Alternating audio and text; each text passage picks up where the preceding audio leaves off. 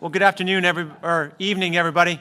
Definitely not afternoon, so I apologize there. And thank you very much for joining us for February's caucus meeting here on February 1st. And it's hard to believe it's February already.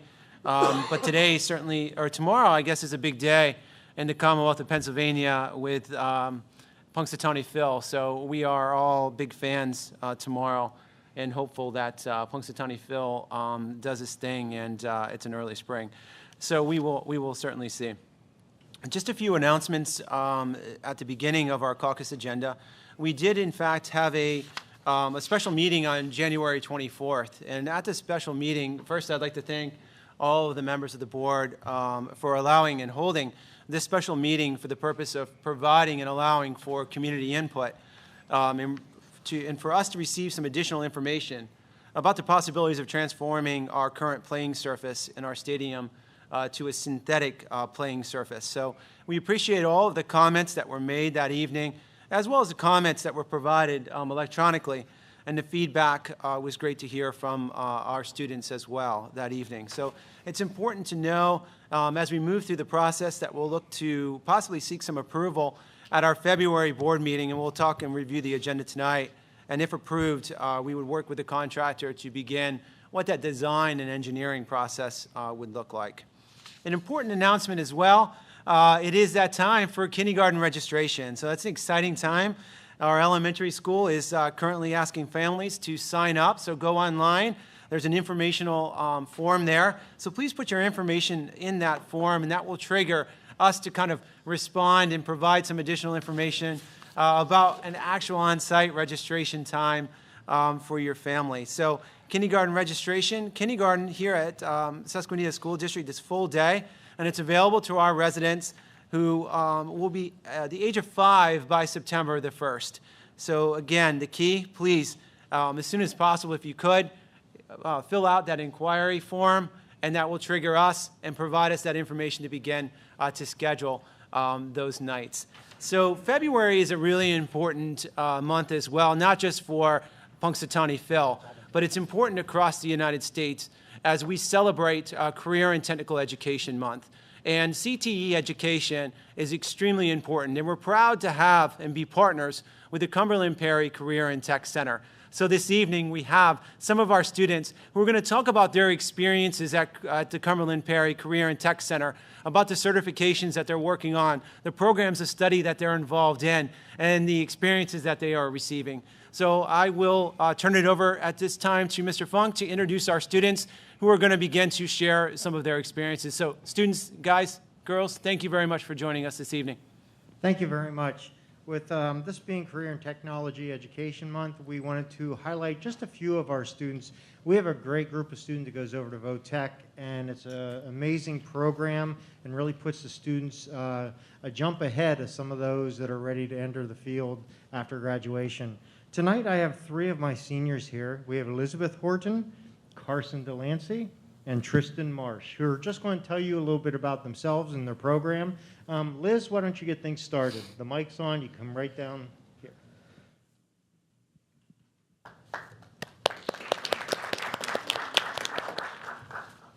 Hi, good evening. My name is Elizabeth Horton. I'm a senior at Susquenita School District.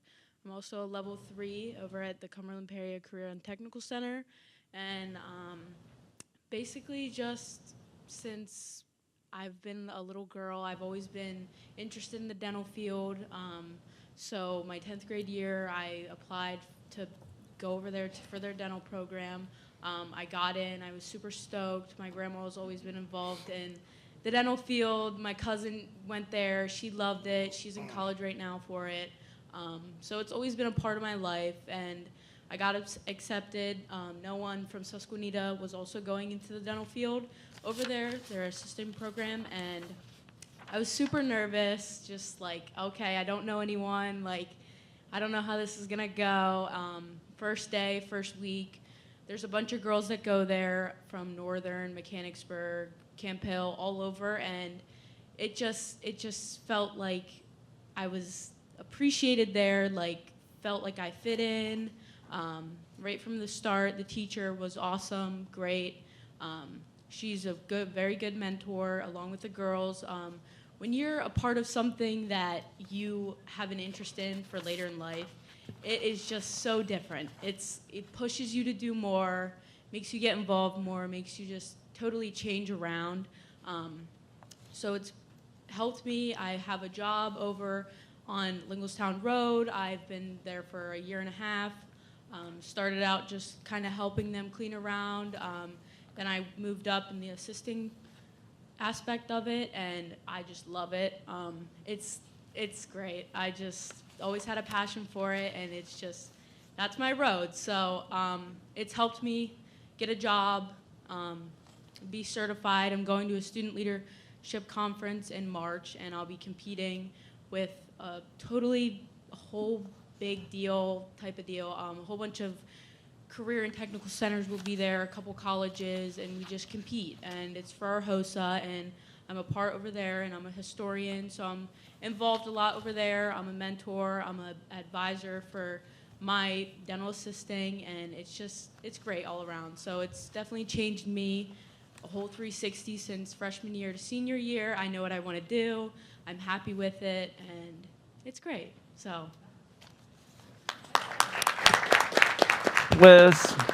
Liz, a question. What are your plans for next year? So I went, when was that?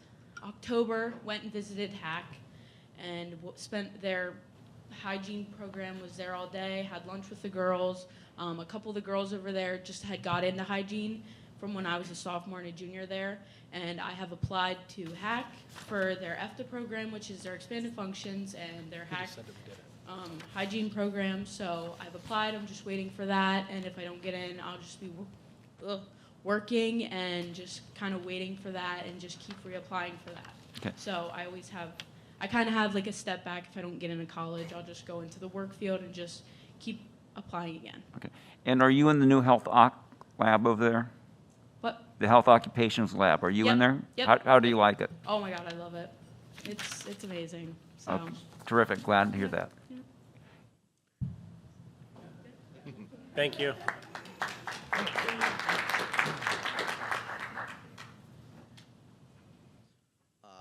Hi, I'm Carson Delancey. I am a third-year co-op student in the electrical construction and maintenance over in Votech. When I was in my sophomore year, I had no idea what I wanted to do with my life, but I know I didn't want to have to pay for college. It just didn't seem like the route for me. So I decided to choose one of the trades of Votech. And when I went over there, the group of people I've met over there and my teacher were always so friendly right from the get-go, and have been so nice to me and helped guided me through and helped me understand just the basics of the trade. And now I'm now working for a Heim electrical company and I'm going from job site to job site, learning all I can, and upon graduating, they'll pay for my apprenticeship and schooling just so I can become a full-time electrician.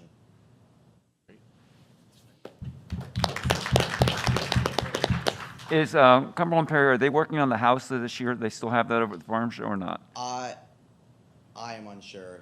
Okay, I haven't heard because anything. I haven't been around Votech very much this year because of Okay. co-op. Okay.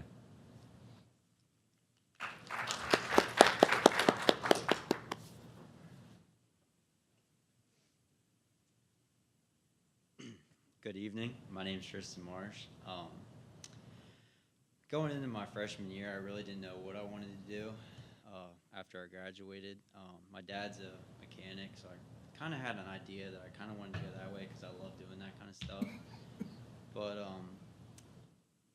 we did our what's it called? Whenever we go over and visit all the different classes over there, the one class that stuck out to me was the auto collision class. So I talked to my dad about it and see what he thought, and he thought it would be a good idea for me to look into it. So I started looking into it, reading up about it, and I eventually found out that it's something that I was interested in, something I wanted to start doing.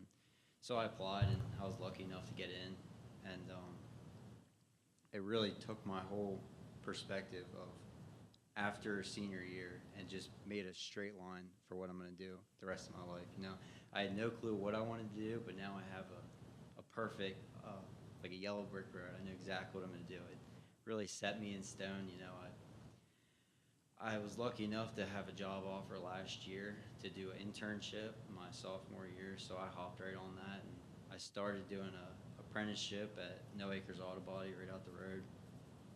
Started doing that, and they hired me at the end of the year, so I started working part-time there, and that carried the whole way through the summer. I worked every day of the summer full-time, and now I'm still working part-time there throughout the school year, and they offered me a full-time position graduating. So now I kind of have a perfect line of what I'm going to do for the rest of my life. So I'm very, very fortunate that I got offered for it. So, any questions?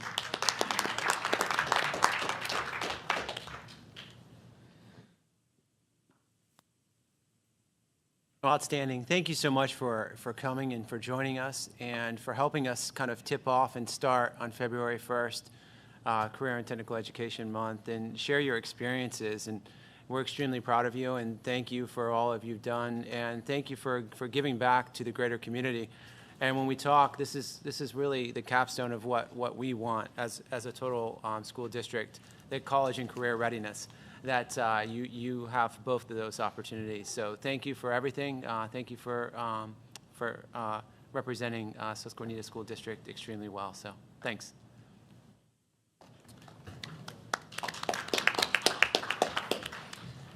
And moving on to personnel items, we have some personnel items to look at for the February 8th, 2022 agenda. So some personnel items under resignations.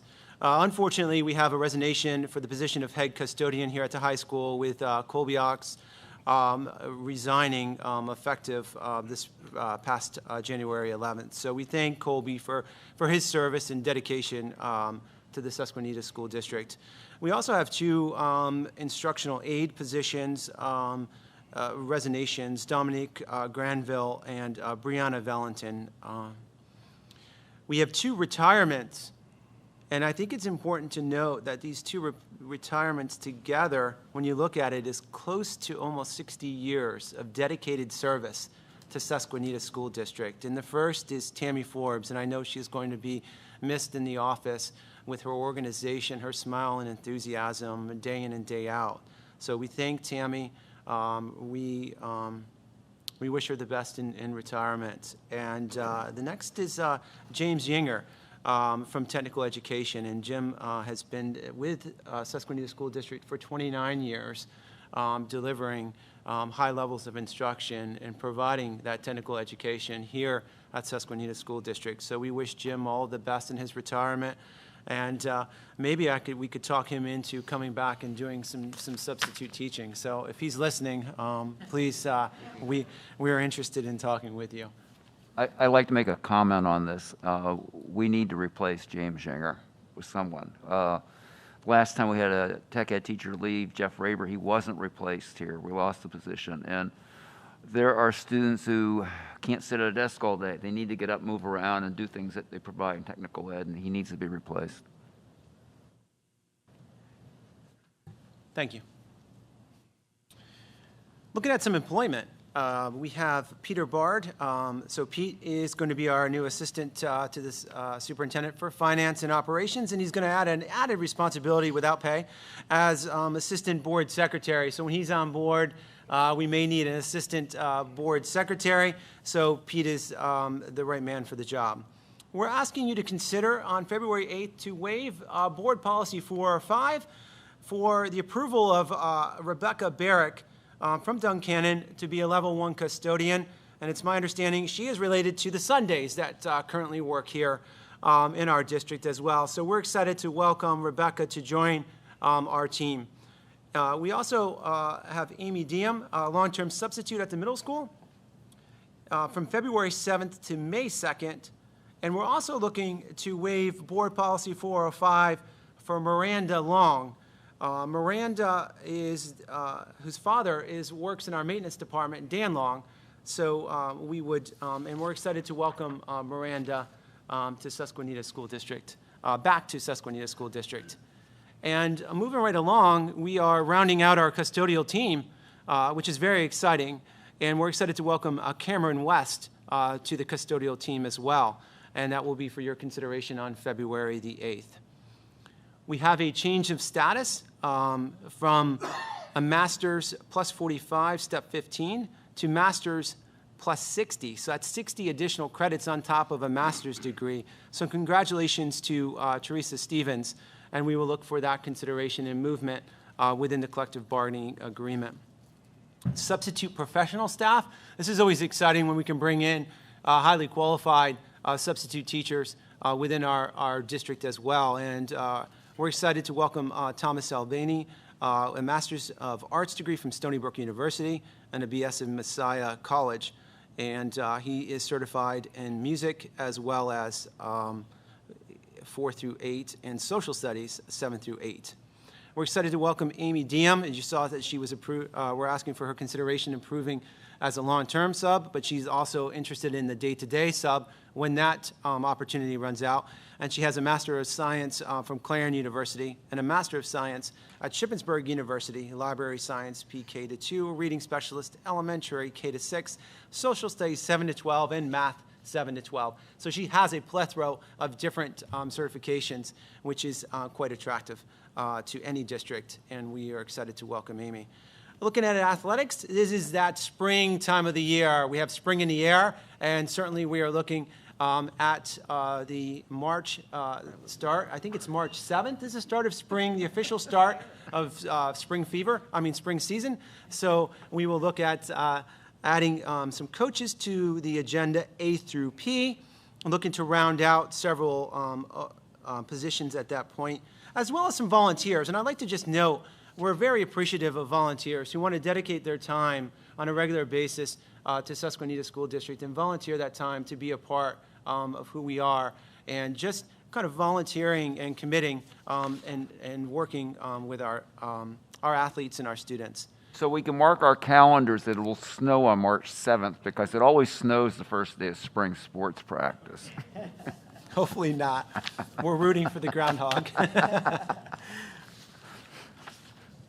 And that rounds out resignations, leaves, transfers, and employment. Any questions on anything at that particular point? Looking at agenda items. So we have a pretty aggressive agenda for February the 8th. Looking at some agenda items, I'm excited that we have another student presentation in February. And the student presentation is really focused and continuing when we look at it's on engineering and design, the frameworks of engineering and design, taking a look at the 3D, the utilization of the 3D printing technologies.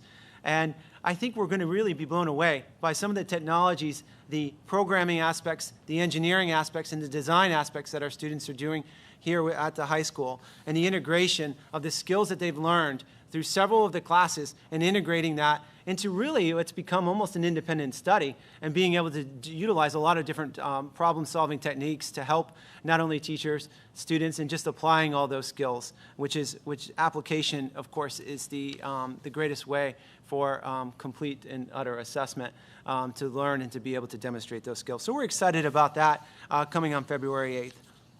Let me just take a moment and get myself organized as I got excited and spread my paperwork all over the place here. So I apologize.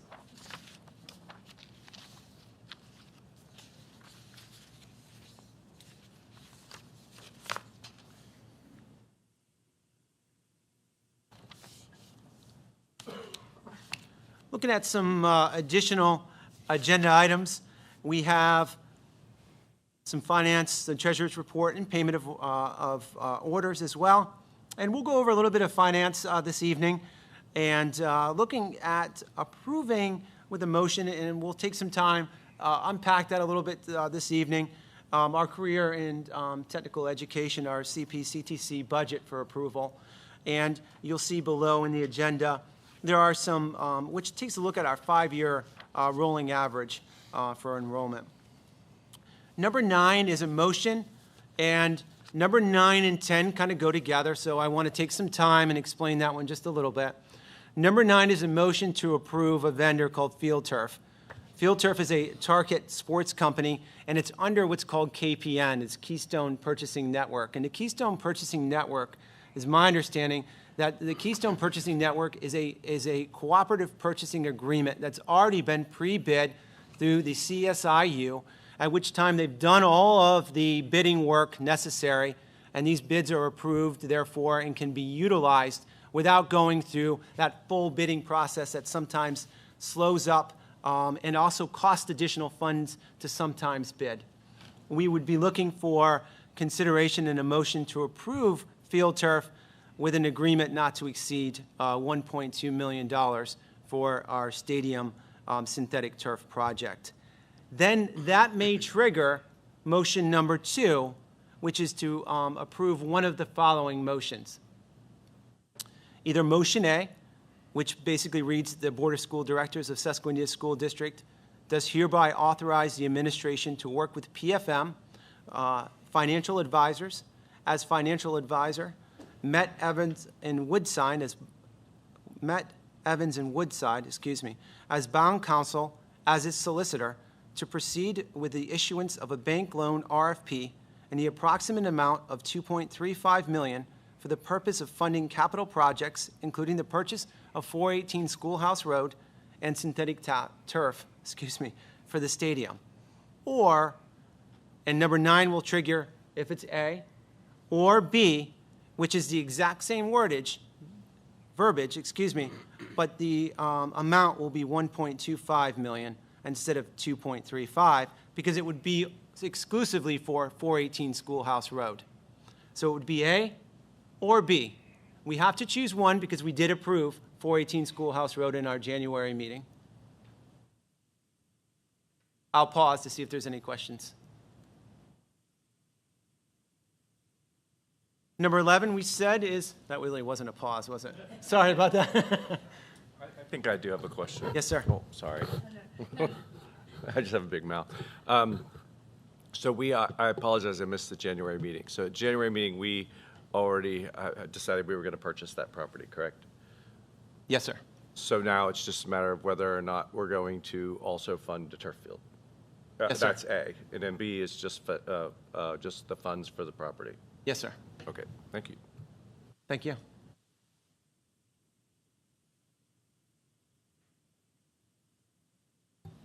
Eleven is personnel. 12 is a motion, and I'll dive into that a little bit this evening. Dr. Fox. Yes. I'm so sorry. I just Oh, no thought problem. of something I don't want to go on further before I go back.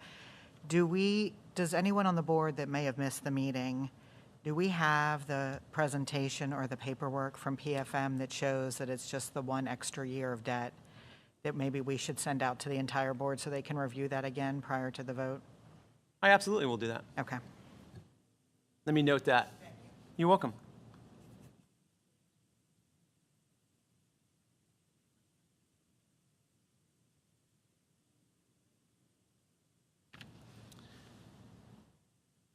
Uh, 12 is the contract, which is motion to approve Harrisburg Area Community College sponsorship agreement for the 22-23 fiscal year, ending in the 2027 fiscal year. And I'll explain a little bit about what that partnership agreement looks like and how we're a part of that, why we're a part of that, and try to do a historical walkthrough of that and what that looks like for us. 13, I'm excited.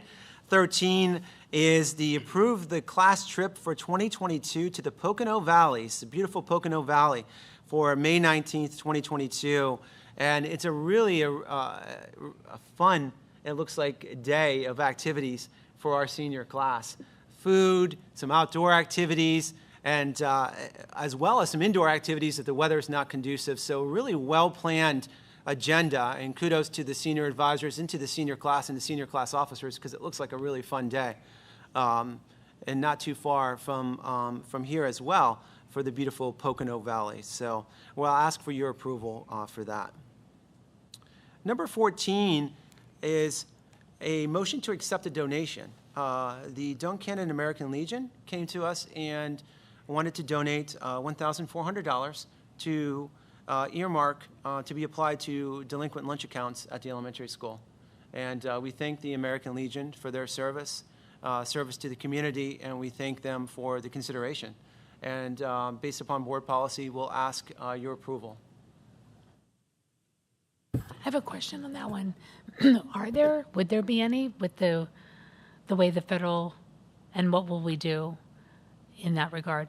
Sure. So what we would do is take that $1,400, and it would be applied at the elementary school to all delinquent accounts. So some that are a little higher, some maybe a lower, but it just kind of takes them across the board equally.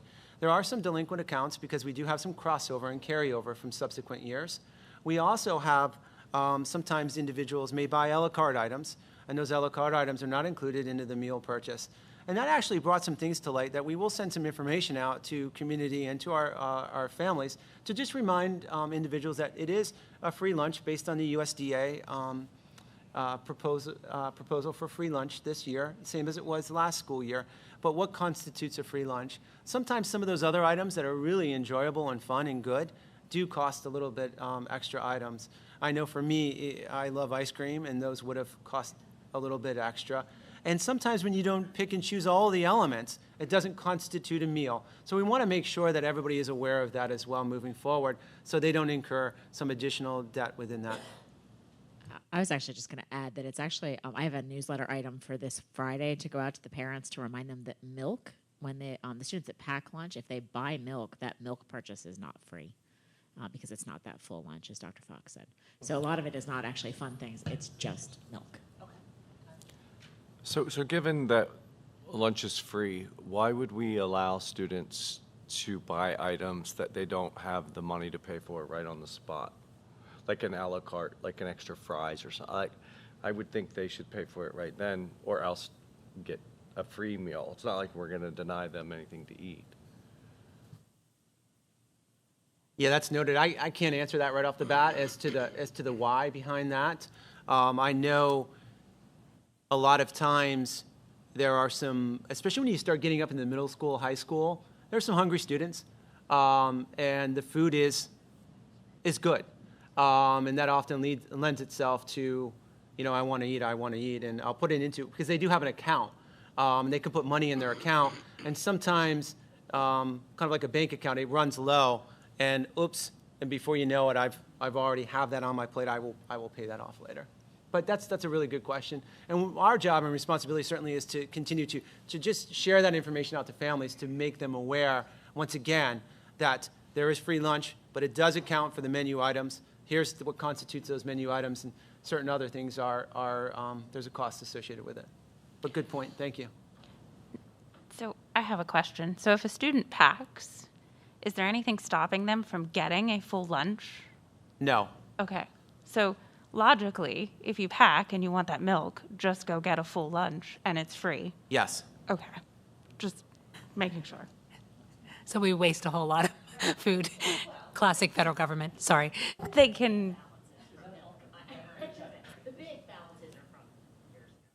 Well, that's what I was going to say. Is it's not these last 2 years because they were free. It's the lunches in the past that we still have that debt, because what changed is, yes, we no longer give the free lunch, which is the cheese sandwich and everything. You can't not give a child a lunch, but you still incur that debt. So what was happening is no one was paying that debt. So, but it's old debt now. It's not so much new debt.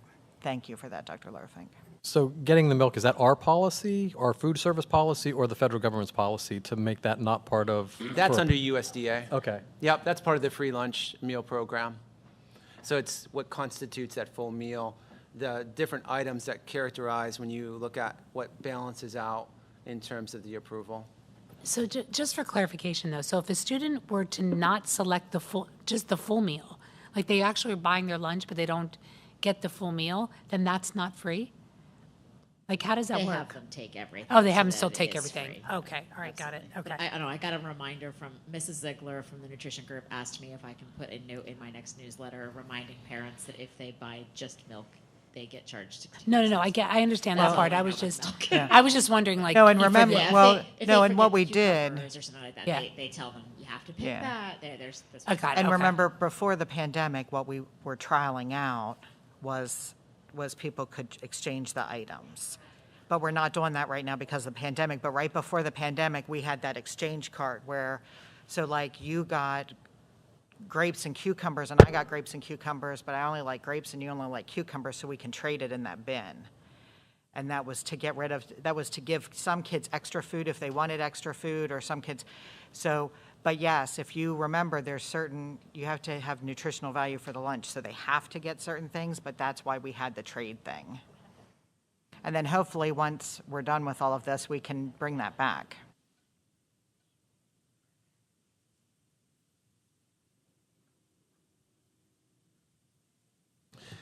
And 18 is draft meeting schedule. So already looking at 22, 23, just looking at some of our proposed meetings. That schedule will be there for just as a review, more of an informational, and then we would look at perhaps March to approve that. And again, that's kind of just for our own planning and for publication, and just put things on the calendar at that particular time. So that kind of rounds out the agenda items. At this point, let's shift over into review of finances. So I do have a couple of slides for review of finances that I want to go over. I have to give kudos to Mrs. Moore and to Mr. Medina, who have been helping in the business office from a budgetary perspective and as well as an operation perspective of helping to continue to keep some traction.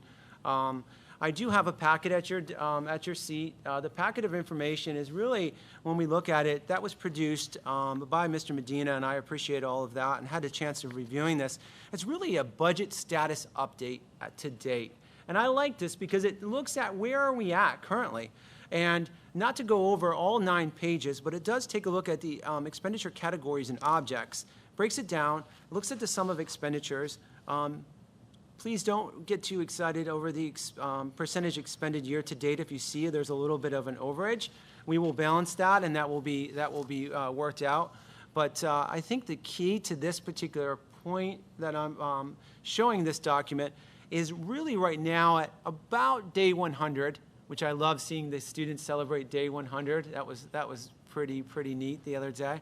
We're about day 100. And we're about 45.69% of our budget.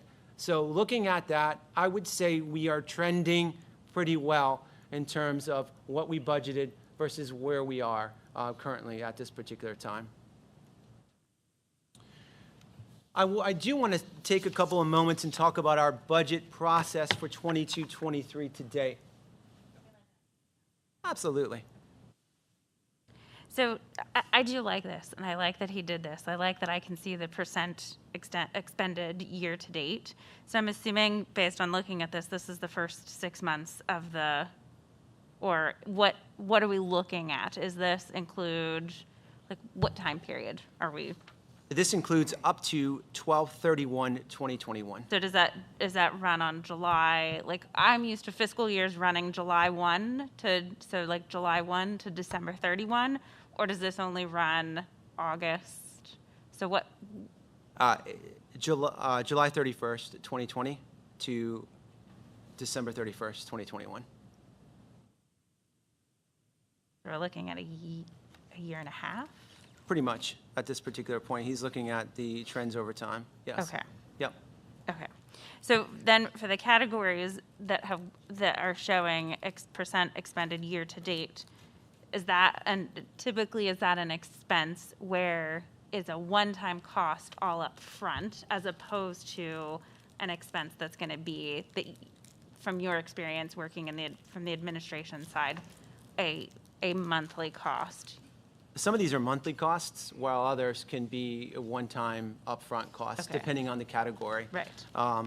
For instance, looking at the 100s, that is going to be a monthly expenditure when you look at salaries and wages, whereas some of these under purchased property services, those could be one-time costs associated with a particular service that was rendered. Financial obligations, that's going to be several, that's our debt service payments as well as some other debt that could be in there. That's sometimes paid a couple of times per school year. Yeah. Okay. I think because of the time frame being extended, that it's not a 6-month period, it's actually And let me get clarification on that, because that may be just included in the months and the blocks, and it could be just for this particular budget year. But I will get that answer firmly, that I believe it's actually just this fiscal year. Is it just this? Yeah, those other categories may just be for historical reference. Okay. Well, if Because you- looking at if the you look budget at- itself and the number, I'm sorry, the If you look at the 35. bottom, it says backup in progress fiscal year '22 budget. So it looks like it's just for this fiscal year, based on that footnote. And looking at the sum of adjusted numbers, that number is in fact the 21-22 summary budget number. And So- obviously, I would want to ask some other questions where we're like 200% over what we budgeted and why. Absolutely. I saw the same thing, and we will work on unpacking what that is, why that cost category is. And honestly, at the end, where does that go? Where does that move? And, certain accounting practices within that framework as to where that can be moved and shift. And maybe it's not necessarily that it needs to be moved. It's maybe that next year we just need to budget it more. We need to budget correctly into the right category, that if how it's being categorized, and that it was actually, the money was budgeted in another location, but it was actually expended out of a different location. And this gives us a really nice kind of snapshot and framework to look at where are some of those higher elements and areas and categories, like you said, in order to be able to prepare and adjust. Well, and the one thing, because we are transitioning to another assistant to the superintendent, we may want to look, because I don't know if even you know this, but when 2020 happened, we put a lot of things on our budget on hold. So there was like some equipment, I think, some maintenance equipment, but there were several things that we put on hold. And then we approved in last year's budget. So it would have carried over into two budgets. So it may be, if he's putting things under a different heading than Nikki did, that it may be something as simple as that, that's showing that overage, because it's he's using a different category than she did.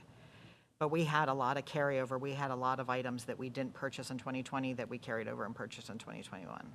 And I think it's important to note that the object codes have in fact changed, and we're going to see a change in some of the object codes for 22-23.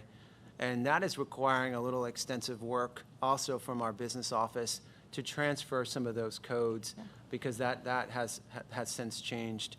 So we're working on what some of those look like and some of those movements, at this particular time. So looking at kind of our budget process steps to date, is we continue this month to analyze and work all of the building principals, departmental leaders, all of our special education, athletics, maintenance, facilities have done an outstanding job of providing, and now we just continue to refine, having conversations what those are, continuing to take the time to unpack what some of those object codes are. We do, and we are aware of some of our fixed drivers. We know salaries and benefits. We also know healthcare is a driver of the budget. We are a part of a healthcare consortium. That healthcare consortia that we're a part of, really as we go, we're a part of the other districts and what their numbers are too. So it is an equate average amongst them. So that is important to note also. We know PSER's contribution is increased, and don't quote me on it, but I believe it's close to 39% contribution for the school district, for us. We know special education services is a driver. We have a responsibility, and one we take extremely serious. We will serve the needs of all students to the best of our ability. And if that requires an outside placement, then we will do that if it's in the best interest of the student after all other placements have been exhausted. It is our responsibility to provide FAPE, and we do it, and we're charged with that, and we do it wholeheartedly. But that is a driver of costs sometimes, and it's a variable. We plan for it, and we know it could change based upon the needs of the student, or a student who moves in or moves out. That's a variable. Cyber charter is a variable. We submit every year PDE 336 form. The 336 form goes to the Pennsylvania Department of Education. This form gets unpacked. This formula is then told what our cyber charter payment is, or tuition rate is. We then get that taken off the top based upon enrollment. After that, we then can have the ability to subrogate, if you will, or reconcile with the cyber charter schools. And I got to tell you, I believe firmly that our school district does a good job. And in particular, Mrs. Schlussler and Mrs. Black do an excellent job in the office of knowing individuals and working and ensuring that if they live in our residence, that they're counted. If they're not in our residence, they do not count. They do a great, great job. But that is a fixed driver that we do not have a lot of control over at this time. So, residents, I do want to share another public service announcement. We do have our own SSD blended cyber program. It's high quality. It allows the opportunity for flexibility. It allows the opportunity to come into some classes. It allows the opportunity to have, again, blended. You could come in, you could take some classes also remotely, or you could do full remote. It's available. It's through our teachers. It's through our programs. And a lot of the classes we're moving that we designed. It's available and it's high quality. What you're doing then is freeing up money back into the general budget, and as a taxpayer, that's not going out. Plus, you're still a member of the Susquenita School District, which is huge. You're still able to participate in a lot of the activities, including but not limited to the marching band, all the other activities, including prom and the different homecoming events that are exclusive to our students. That's public service announcement. So please contact us directly if you would like more information pertaining to that. We're going to showcase a little bit of our maintenance facilities plan, 5-year plan. We'll take a look at a little bit of some of the priorities, if you will. Taking a look at those, and we know that priorities can shift based upon needs and based upon the budget, of course. We passed and submitted Act 1 resolution not to tax above the index. And that was an important note. It did not say that we, as a collective group, will not ever consider taxes, but what it says is we will not pass above the index. And that resolution was passed by you, submitted to the Pennsylvania Department of Education. So we're looking at March at Caucus to have a really good conversation twofold. We're looking to bring you the budget at a 25,000-foot level, if you will, because again, we're still bringing in numbers that are forecasted. These are the actuals. And our job after we present that 25,000-foot level is then to begin to continue to see what we can to chisel away as numbers become in that are a little bit more real. We begin to see and get more information for what our state budget, because remember, the state budget is not passed until the summer. We are obligated to pass a budget earlier than what the state budget is provided to us. So we're forecasting on what that will be. Typically, we plan for level funding and hope for more funding, but level funding is typically what we do. And we also will have our audit results from 21-22 presented in March from our auditors, Trout CPA, which will also help kind of gearing some of those conversations that we need to.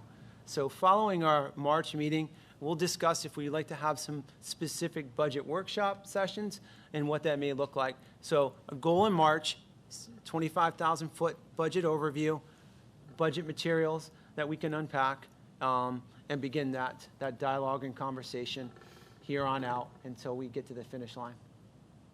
That's finances. I'll take questions.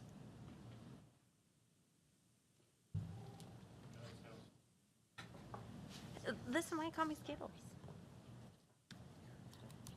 So I guess my other question, looking at the overall, the high level, so the very first page, salaries and benefits are, so if we're looking at, when we're making the assumption that this is just a 6-month, roughly we should be at a year-to-date expenditure of around 50%.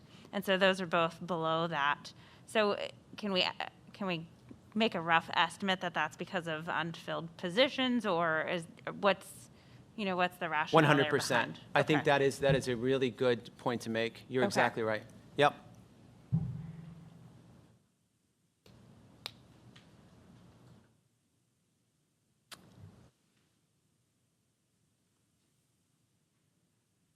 All right, we're going to turn it over at this point to Mr. Funk to talk a little bit, as well as Ms. Snyder to add anything, as well as we look in the first kind of review of our course catalog and curricular offerings for the 22-23 school year. So I'm excited about the work Mr. Funk has done, as well as the work with our departments, our teachers, the input, and he's going to kind of take a historical walkthrough as to what got us to this point at this time, and the input that he received also to help kind of shape this. So thank you, Mr. Funk. Thank you. One thing before I even get started is all of you have a copy of the draft handbook.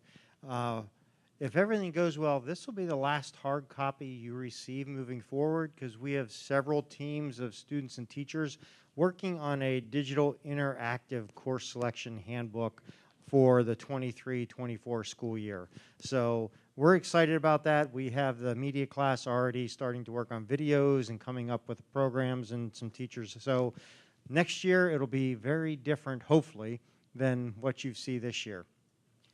So I just wanted to go over, you have a highlight, sort of the key changes that are to take place in the handbook this year. And so I was just going to walk through some of the highlighted classes, the changes, the additions, and the deletion of courses. And anytime, please ask any questions and stop me as I go.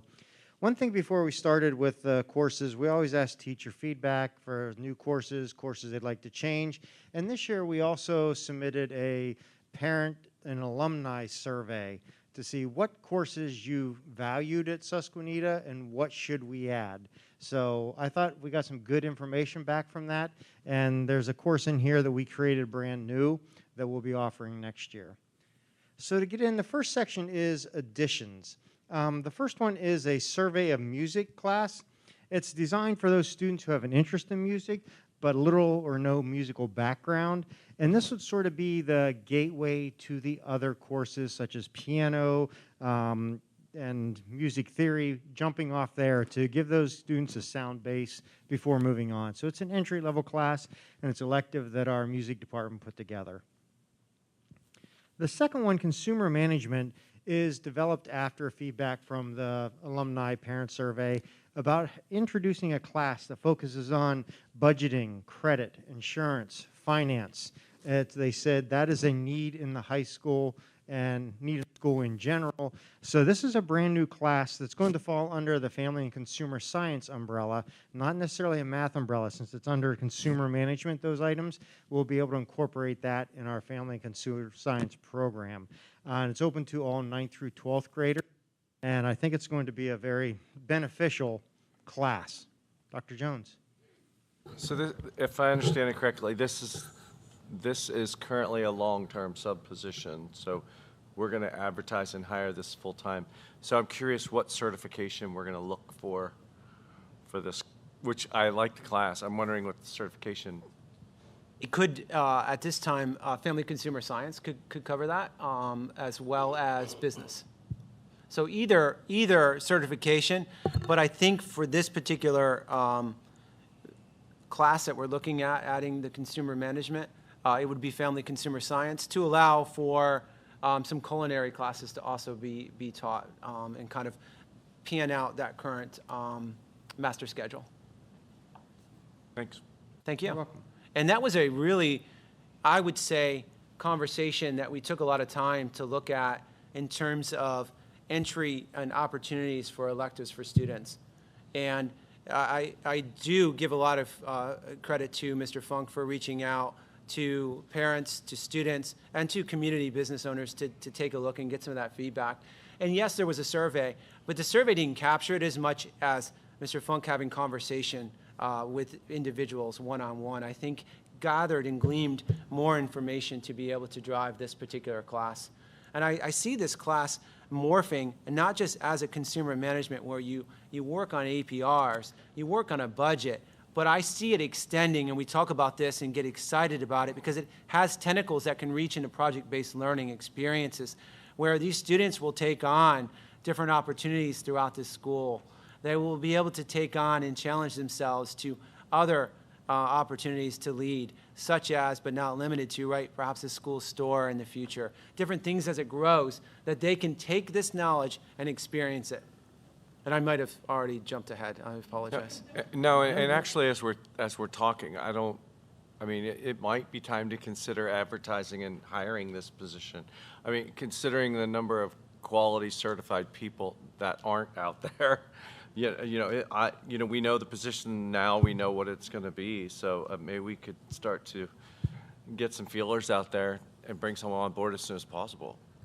Yes, sir. We wanted to showcase this curricular guide first and then begin that process. Thank you. Thank you. The next, we're adding a creative writing 2. We've offered a creative writing in the English department for the last few years. We currently have 35 students in this elective in creative writing 1, and there's been a strong interest of these students thriving for more creative writing experiences. So the teachers proposed this creative writing 2 class. Did we have a creative writing 2 before? Years back? I don't. It seemed like I remember that It we was did called one. something similar, wasn't it, Doctor? It was. I don't know. I thought we did have one. I don't know. I'll have to look back through Power School. Okay. It's not that important. It just. I have a question about this class, if I can ask it now. So the prerequisite, of course, is creative 1, which makes sense. So if the student takes, whether it's back-to-back or in 11th grade they take one of the creative writings and in 12th grade they take another, is that an English elective, or because it's 1 credit, would it count as one of their English requirements? This would only count for elective credit. It would not count towards one of the English 1, Okay. 2, 3, or 4, or AP English classes. Okay. That's mandatory for graduation. Okay. The next new addition is a science research seminar that Mr. Shermer met with me to discuss. Mr. Shermer teaches AP chemistry, which has a lab every other day, and the students who aren't in there often have study hall, but they end up going to Mr. Shermer's class anyway during that, and to work on science fair or just those interested in science. So Mr. Shermer proposed to close the science research seminar for an elective credit that would meet throughout the whole year, where students can go. They could culminate in a science fair project, working during that period, or getting more experience, exposure to the science curriculum that they're working on. So that's a new one, and I thought Mr. Shermer did a great job coming up with that idea. And Psychology 2. Mr. Brandt proposed we bring back Psychology 2. We last offered this in the 13-14 school year, and he would bring this back for next year as another option for our seniors, because we do have some students who are in psychology or have taken psychology and would like to offer that to those students. Some of the modification, this is one of the biggest changes we have for next year, is our biology and our English 2 courses. What we're doing is proposing that currently it is a credit and a half for biology and a credit and a half for English 2, and they bookend. This was introduced multiple years ago as a way to possibly target Keystone score improvement. What we're looking at is going back, after discussing with teachers, to having it a 1 credit class. And this will be meeting every day. And the thought process behind it is it's going to allow for, 1, increased enrollment numbers, because currently with a period and a half, a teacher may only be able to teach 4 periods, the way it bookends. So with the numbers increasing, we would be able to have a teacher, or both teachers, teach 7 periods of biology a day, which would provide some equitable, because with scheduling and trying to fit the 10th grade schedule, you may have a teacher have 28 students in one class and 12 in another, just because some students want band or Spanish, and it's sort of tight fitting in a schedule when you only have a few options. It has to bookend with that. So those are the 2 biggest ones in the biology and 10th grade English, is moving it back from a double period every other day to a single period every day. So ultimately, right, this should allow for additional voice and choice in terms of the schedule, and hopefully allow for more electives to be sought out and to be utilized. And that's what we're hoping, because we offer 1 period of band. Spanish 3 might have 1 period, and if it's students who are taking those at younger levels, trying to fit in the 3 periods of the day of a biology and English class and minimal choices, we need some more flexibility to try to get them into those Spanish, the band, and get them into the sciences. It was a scheduling nightmare, is what it Yes, was. it was, and it has been. Particularly when you have some students who don't take both of them for some reason. they took both of them, wasn't so bad, they would fit together okay, but sometimes you have people taking one but not the other, and it was a nightmare. Well, but, and he's right too, with the 3 periods, when you're in 10th grade and you have a period and a half of, you have all of that time allotted, if you're also in band or something else, or chorus, you miss out on electives, I feel like. You know, you're so busy fitting your other classes in, you're missing, you know, some students are missing out on electives then. And I think it's a another good idea. reason, along with all that we've discussed, is speaking with past students and some parents, especially those students who are very strong in science or want to go into the science field after graduation. If they take the standard course of 9th grade aerospace science, the mandatory biology, 10th grade, they will not be able to reach all the advanced placement and upper level science classes in their 4 years here. So what we're proposing, if we have 8th graders who have taken geometry or Algebra 1 with a 93% at the middle school, they could take biology their 9th grade year, skipping earth space totally and going up the ladder to target those more advanced classes.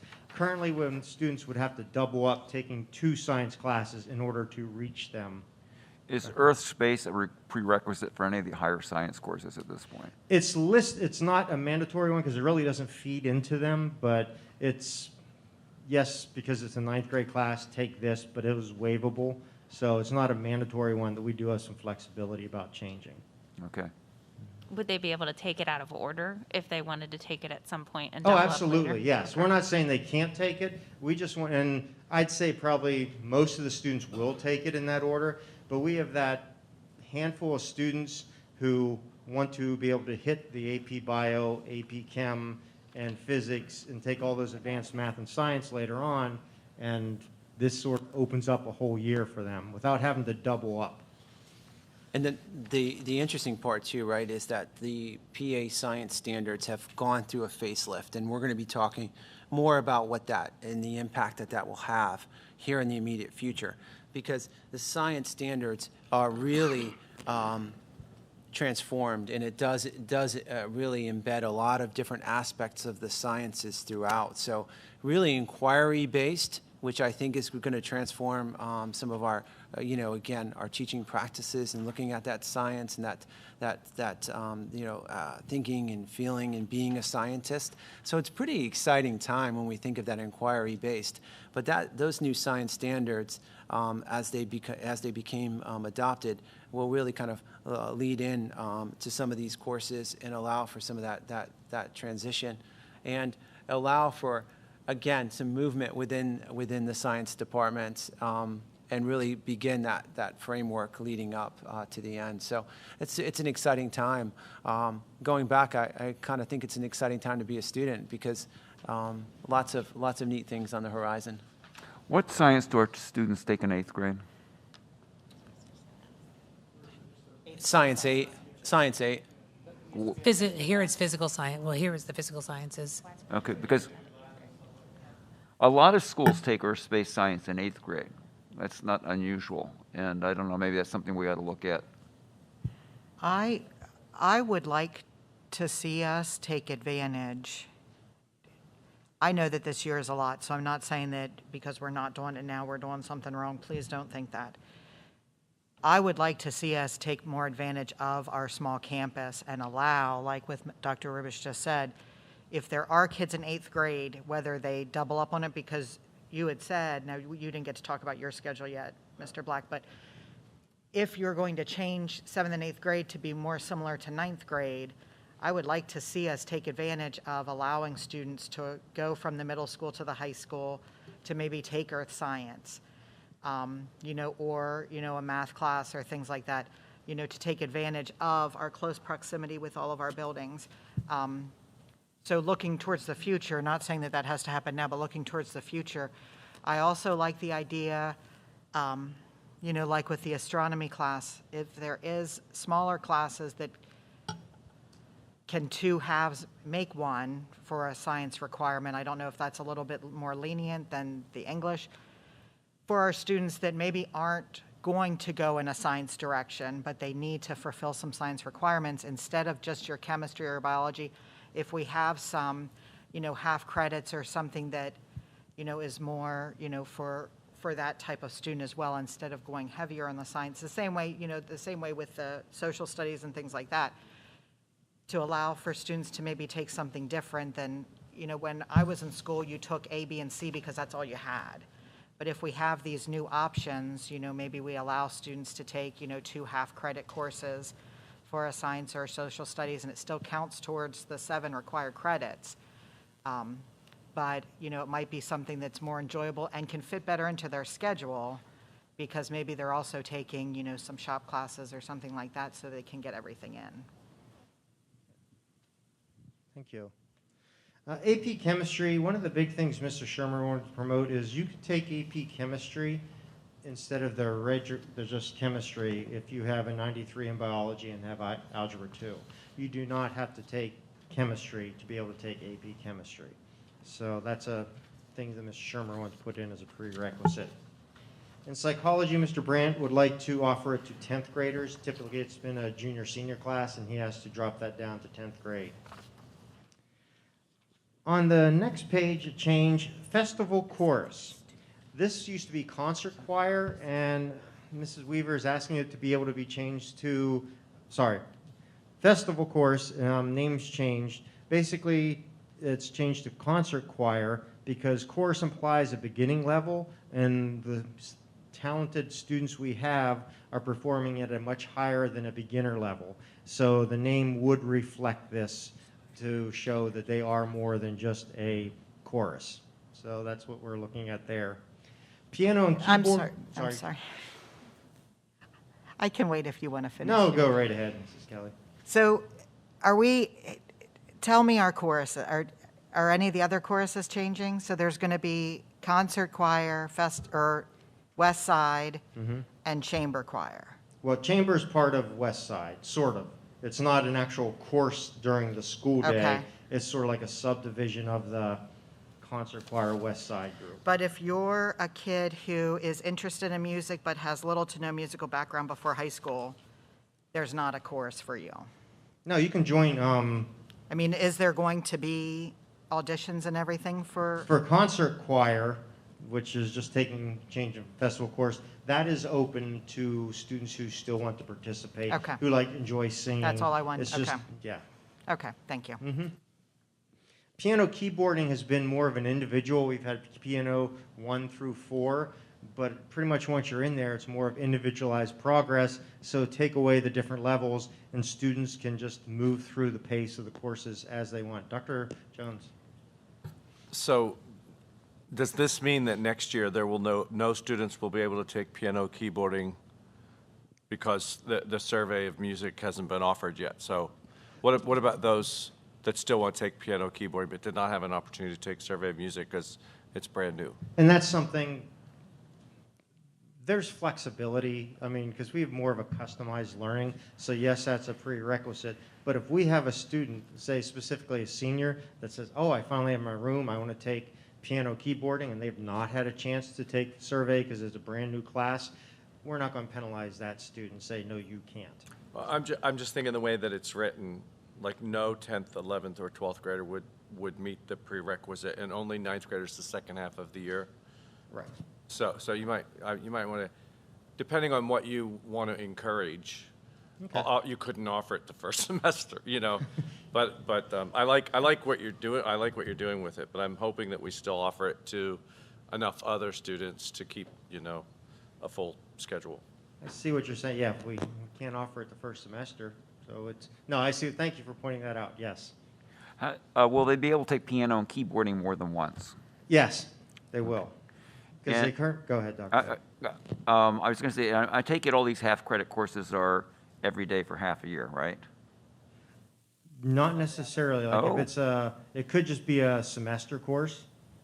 It depends. So currently piano 1 is a half credit and just is the first or second semester. Yeah. So, I think that's what I meant if I didn't say Okay. that. Okay. Well, I can see people ending up in the survey of music course, the new course, because in the old days, they used to end up in piano 1 because a lot of times there was no place else for them to go. And so they end up with survey of music. And often when you schedule a course that is every day for a semester, the question of the student is, what do I have to, what can I get the other semester, that period? And if it doesn't match up, they don't like, then they don't take the other course. So just really a comment. How is the, as long as we're on music, how is the rhythm and movement class doing? Good. I don't have the specific numbers in. Okay, because but that was new. It was Yeah. new. Yes. I don't have those numbers with me, Okay. but we did have interest in that, yes. Okay, I can look for the numbers for you for next time. that'd be good. Thank Okay. you. Personal fitness and nutrition, the health and PE department asked to change the name to Lifetime Fitness and Wellness and focus more on just lifelong fitness and health as opposed to just an individualized, what sort of fitness plan do you have for this semester, looking more how do you maintain that in a healthy lifestyle is what they've had. And adaptive physical education, we're going to change the name to integrated physical education. A couple deletions. These deletions below are some of our lower enrollment classes for electives. The fashion design 1 and 2 and family life. That will open up for the consumer management course under the FACS umbrella. Mr. Funk? Yes. And you might not have this information now, but if you could get it, are any of these new additions, are they going to be eligible through Lackawanna or anything as college and the high school? At this point, no, Okay. because I'd have to submit the consumer management. We'd have to, once we have to finish planning the course. and Sure. then- But, so it, I didn't know at this if like point- creative writing, I didn't know if when you were looking at these, if you looked there as well.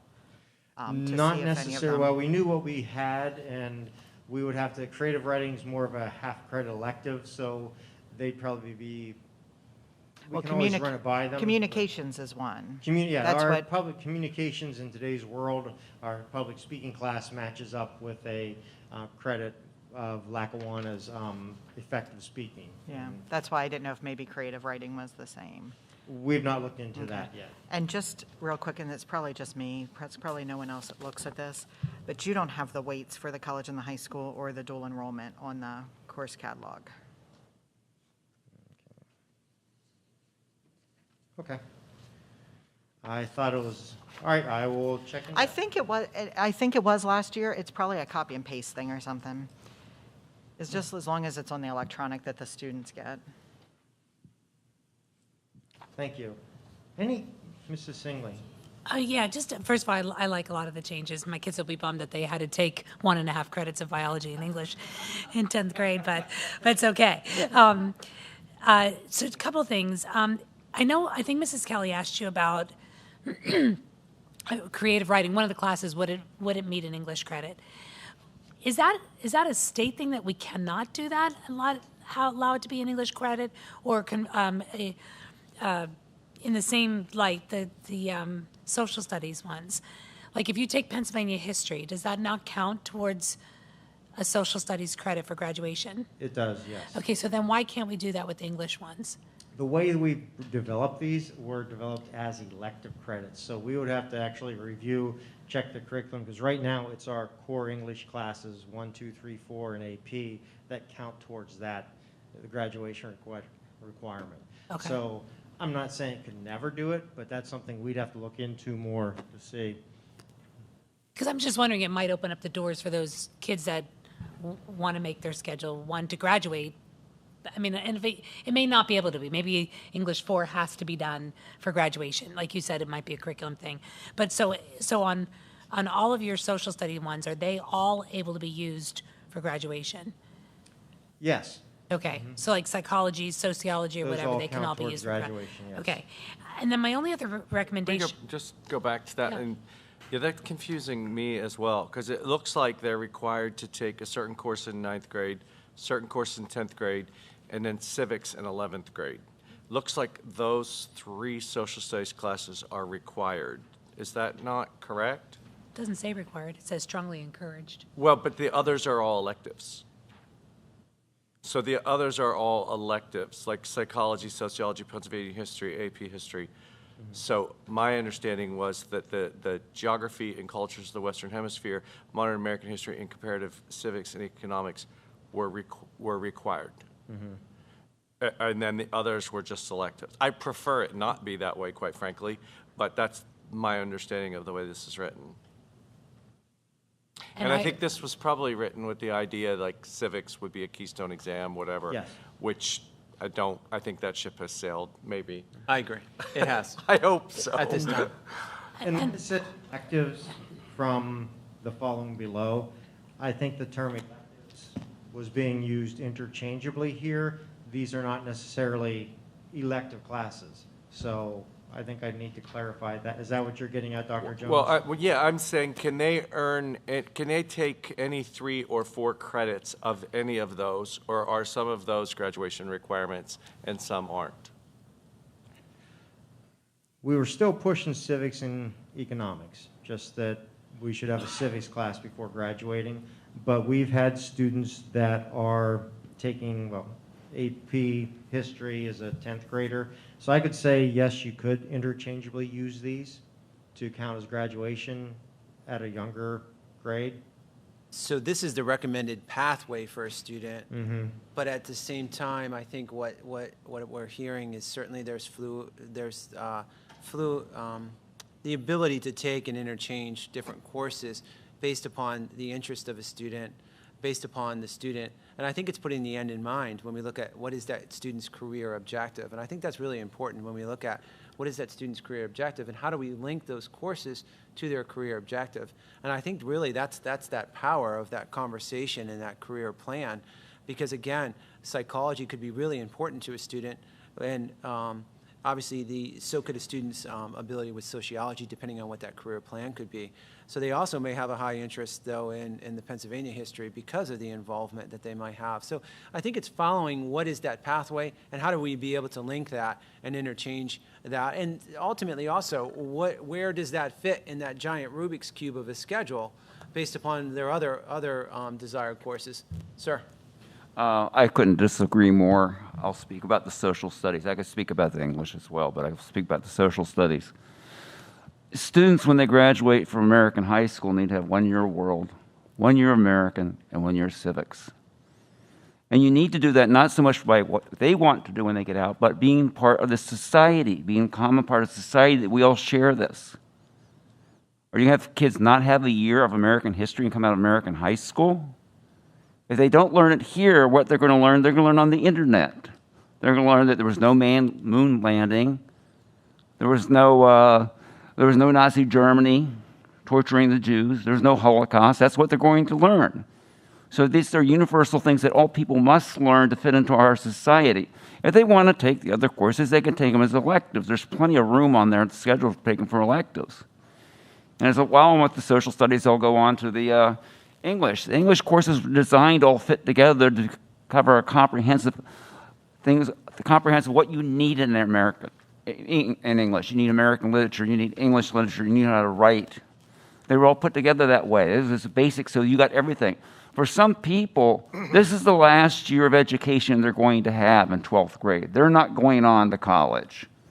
So we need to cover it for them so they have the basic essentials before they come out and get a citizen. And as far as civics goes, after the last election, I think everybody in America should take a course in civics. They certainly need to have one of those. Yeah, Dr. Rubish, I don't think anyone here disagrees with what you're saying. I think the difference is it says it's strongly encouraged. And so maybe the kid who is going on to college to study psychology or doing something or whatever, and they've talked to their counselor and for whatever reason, maybe they would go a different route. But I think what they're saying is it's not written in stone. You will not graduate if you don't have this. If you've been accepted at a college, I think what we're saying is there's room. I think what I heard was there's room for the counselor to work with the student, to work with the principal, to perhaps modify what is highly suggested. If that was my understanding. It may be, but I disagree with it. Okay. So I think it's important to note one thing that does occur, and I believe it occurs in grade 8, is Act 35. And Act 35 was passed, I believe it was 1 year ago, 2 years ago, somewhere in that range. And basically that is exactly what you said, and it's the civics exam.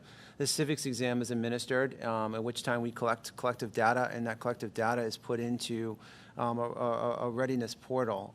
That citizenship test, basically, to look at, and it was passed by the general legislature a couple of years ago and codified. So there is an exam we give that is a civics exam, and I believe the civics exam that we have renders that of the immigration and naturalization citizenship test. But I apologize if maybe I digressed with my passion of career pathways, so I apologize if I murkied the waters there. But I think that is important to know that Act 35 does exist, at which time in 8th grade, and that is important information that is used. So I had just one more. When you were talking about, I like the Earth, space, and the biology option too. I think that's a good move for those students that do want to move on. But if you might want to then go and look in here and remove everywhere that it says prerequisite is academic earth, space, science, just for your benefit, for all those people that are like, well, I don't have that, and that way you don't have to worry about waiving stuff that if we're not going to have it as a prereq for anything. Thank you. Mr. Funk, and this is just a me not knowing question. Do we have a lot of students that do their schedules on their own without meeting with their counselor? I think initial scheduling, we meet as a whole with the different grade levels, and the counselors usually, after they fill out either the course requests or right before, start meeting with counselors. So they should have touched base. I'm just wondering if that's really an issue, if kids go through this and actually look at the prerequisites and say, oh, I can't apply for this because there's a prerequisite, or if they've talked to their counselor. I guess They're becoming more and more advocates for themselves, and if they feel they need something or want something, if they don't email the counselor, they usually email me. Okay. But counselors do make an effort to meet with every student. All I was saying is if it's not a prerequisite, then why have it in there? Yeah. Yeah.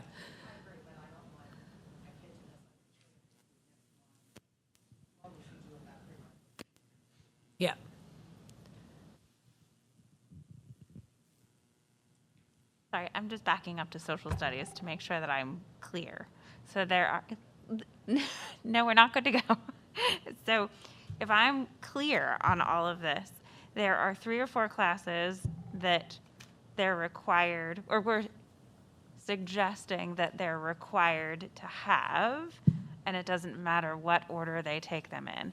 So they're saying here, like 9th grade, they should take geography and cultures, but in all reality, you don't care if they take that when they're in 11th grade or 12th grade. There's really no order in which they take them. You just would prefer that they take those 3 or 4 classes. It makes them easier to schedule if they're all taking it the same year. If the 9th grader waits till 11th to get the geography and cultures, he or she may not get it because it won't fit in with the rest of his classes. Scheduling is one of the big things. So if we're planning the civics and economics class being 11th grade, we look at all the 11th grade English class, we look at the 11th grade typical math classes, and what these students are taking, and sort of line them up so they can take all these. So if we have students jumping all over the place, that's going to hinder what they're going to be able to get in their schedule, because it may not align, because they're your standard 9th grade classes, 10th, and so on. We build those to match the typical grade level schedule for that student. So I'm not saying that it doesn't happen with them taking, because sometimes if our classes are full and they want like Spanish and band, then they may have to go into a different social studies class than's typical for that year. Okay. So I guess I would need to see a schedule to understand why, because would you have that teacher teach that class multiple times throughout the day, correct? And it's probably not the only class that teacher's teaching. Right, right. I understand that. So that wouldn't be, they would have, it's not like the teacher's only teaching the class once, in a day. They might be teaching it 2 or 3 times throughout the day, opposite of another class that they're teaching, correct? Possibly, yes. So it's more of the, can they fit it in and still have room in the class with the next class coming in, as opposed to, because they can juggle their schedule around. I'm just thinking of like college scheduling and how that works, that it's offered multiple times throughout a day. And so if I plug it in here, because it doesn't fit in here, is what I'm envisioning. I see what you're saying. Sometimes, like after maybe whenever, stop in the office, and we have on the conference room board the giant sticky Sudoku scheduling thing, and they'll break it down because while the teacher may be teaching modern American history, they may only teach one section of general, maybe a couple of academics. So that's another, I guess, layer you add on the academic and general courses too. But I see what you're saying, but yeah, I'm happy to show you that anytime. Just perfect. It sort of gives it all in perspective as opposed to paper.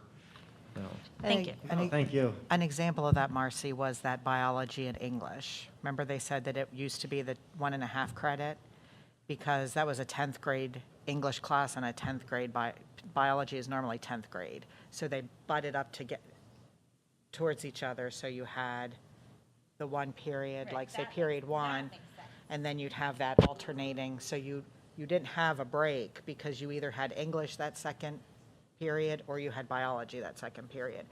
So that a lot of them, they want you to take in a particular order so that it fits the schedule. Because you're going to assume that a 9th grader isn't going to take like Spanish 4. So you don't have to have a 9th grade, you could have a 9th grade class and Spanish 4 at the same time because it's not going to affect their schedule. But if the 9th grader decides not to take that, or the 11th grader decides to take a 9th grade history, their 11th grade year, then they're going to butt up against Spanish 4, and then they're not going to be able to take both of them. I'm happy. Please, let me show you this. Yeah, I'd be happy to share that with you. I was going to ask you if you were going to do that wall this year. I was going to invite her myself, so I'm glad you did. Yeah, we because do. it is helpful. I've used that once or twice, and I appreciate it. It makes it easier to do it that way, then put it in the computer, then, yeah.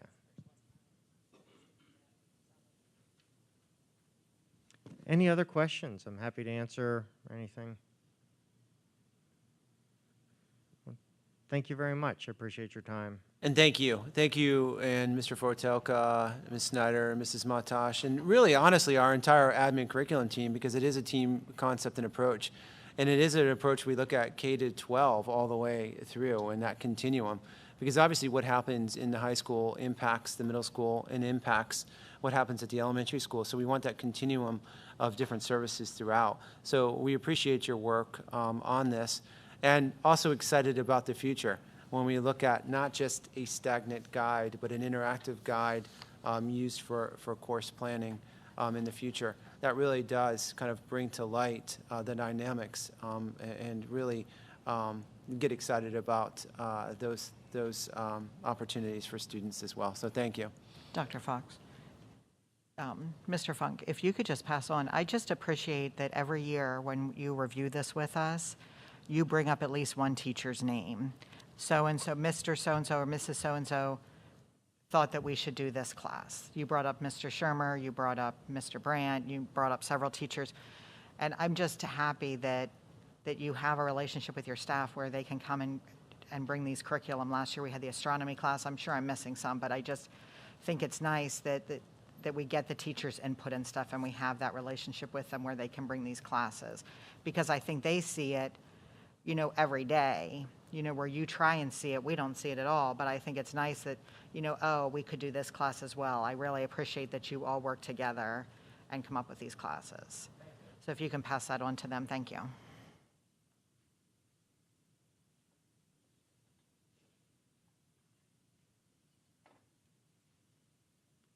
Thank you very much. And moving on to talk about Cumberland Perry Career and Technical Center budget. So it is kind of interesting. We talk, here it is, February 1st, right? Career and Technical Education Month. And we're going to dive in to take a little bit of look at Cumberland Perry Career and Technical Center budget approval for this current school year. So just a little historical look. And certainly, again, I will also defer to Dr. Rubish at any time because he is our delegate and our JOC representative to the Cumberland Perry Career and Tech Center. So once again, we appreciate Dr. Rubish's time and efforts, and another meeting several times working as a representative for Susquenita School District on the Joint Operating Committee. So any career and technical center is typically organized with what's called the Articles of Agreement. And the Articles of Agreement are the operating guidelines for Cumberland Perry Career and Tech Center. And there are operating guidelines in terms of what our obligations are and responsibilities are, and also speaks to our membership as a part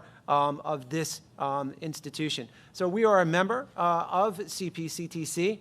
There are 6 career clusters located throughout Cumberland Perry: the art and technology, construction, maintenance, human services and hospitality, advanced manufacturing, transportation, and logistics. Under these career clusters, there are several what we would call programs, or what the Bureau of Career and Technical Education, or BCTE, also reference and call programs of study.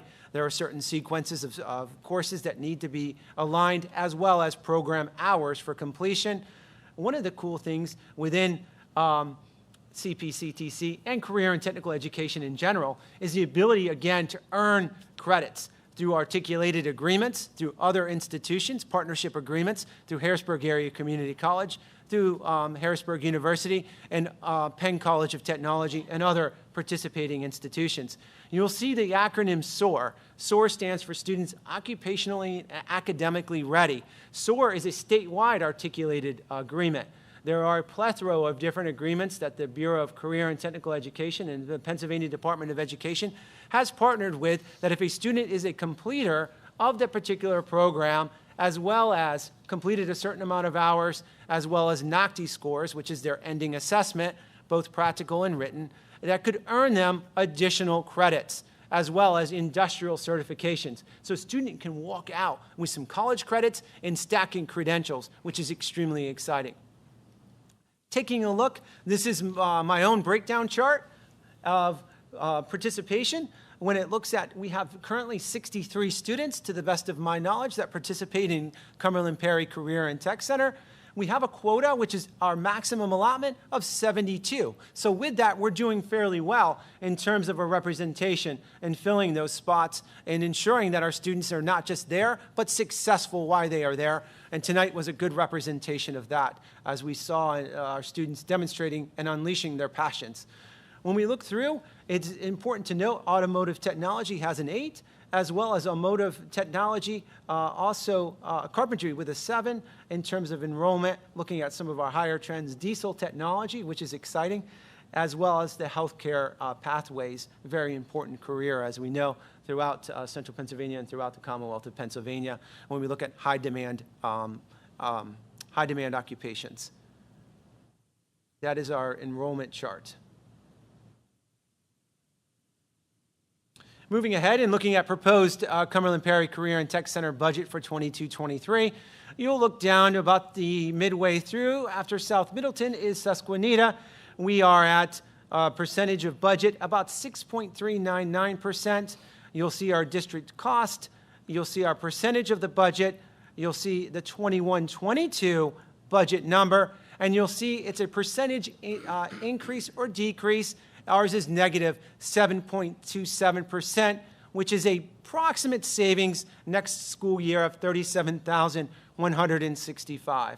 So again, that looks at our percentage and increase when you look overall at a 2-year cost comparison for our participation and membership into the Career and Technical Center at this time. Do you know how they come up with percentages? Average daily membership. Yep, average daily membership over there's a chart that will be on the in the agenda, and it has that comparisons over the average daily membership. You're welcome. So next steps is certainly to review the documents that are located and attached to the agenda, and we're looking for a motion to approve in February, the Cumberland Perry's Career and Tech Center budget for 22-23.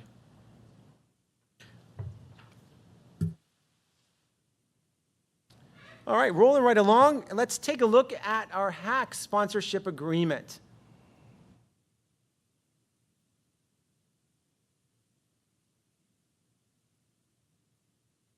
So one of the questions, right, is what is a HAC or what is a sponsorship agreement? So Susquenita School District, us, we are one of 22 sponsoring school districts for the Harrisburg Area Community College, or appropriately in the acronym HAC. In Pennsylvania, it's codified that community college must be sponsored by another entity from the community. In some instances, it could be a city or a municipality or a different government entity. But that has something or someone or a government entity has to serve as a sponsor. Approximately 50 years ago, let's go down memory lane a little bit, school districts in this region agreed to be the sponsor for the Harrisburg Area Community College. What that means is, as a sponsor, we each agree to pay a financial support to the college based on this sponsorship agreement. It is important to know that Harrisburg Area Community College is our local community college. They provide continuing education, and they provide a plethora of different services here for college and the high school, dual enrollment opportunities, as well as training and retraining programs under the Workforce Development Board. So currently right now, what had happened to get to this point is a group of sponsoring school district superintendents, so there's a cohort, worked directly with the president of Harrisburg Area Community College, SCI, to review options and to solidify a new agreement because the agreement was expired. So details of the agreement. The proposal is a 5-year agreement occurring from July of 2022 to June of 2027. No increase in contributions from school districts for the fiscal year 22-23, but moving forward, a 2.5% annual increase between 23 and 24, 25 and 26, and I apologize, I left out a couple of years, 26 and 27. All aspects of the previous agreement remain the same. And I think it's important to note that HAC is doing their part financially and fiscally. They're moving towards a one college model, at which time they have a one central administration and deans, and regionally then kind of oversee some of those branch campuses throughout the region. So they're looking at their trends and being fiscally responsible as well. So I always like to look at what is our kind of, in terms of not just looking at dual enrollment in college and the high school, but what does our student participation look like? And right now, for our students, any community member, and I think that's important to know, it doesn't matter if you're 19 years old or if you're 119 years old, you have the ability to come in and inquire about a residency certification. And a residency certification will enable you to have a reduction in tuition. I believe that reduction in tuition is roughly about $43 a credit hour. So at a fiscally responsible institution already, it gives a little bit of a discount by getting a residency certificate, by being a sponsoring school district within one of the 22 members. Roughly last year, we had 92 students within our Susquenita School District. We had the average age, which I thought was really interesting, of 25. Some of the most popular majors was, of course, general studies, because you try to get some of your gen ed requirements taken care of before you go on, perhaps for 2 years at a 4-year degree granting institution. Pre-nursing, business, and nursing were some of the most popular majors. Taking a look, sorry about the small, tiny print, but certainly looking at our sponsorship contribution, looking at that of 22-23, and this is something I can certainly share out. But again, we are looking at a contribution rate of $130,630. So one of the interesting parts is you may look at this and say, school districts, why is there such a kind of a varying degree? Well, it was based when the agreement took place 50 years ago. It looked at the size and the enrollment of the school district. And that has been a historical, something historically that has just continued over the course of the time of the agreement.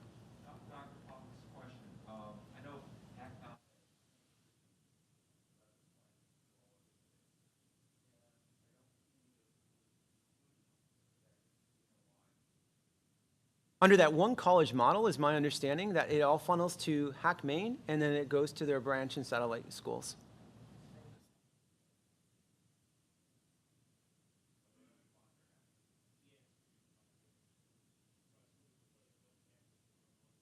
Because we're not sponsored.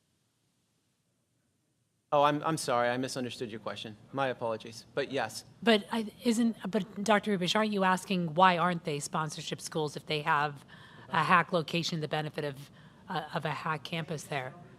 To pay the full rate, because the main campus is based on the Harrisburg location, the Wildwood location.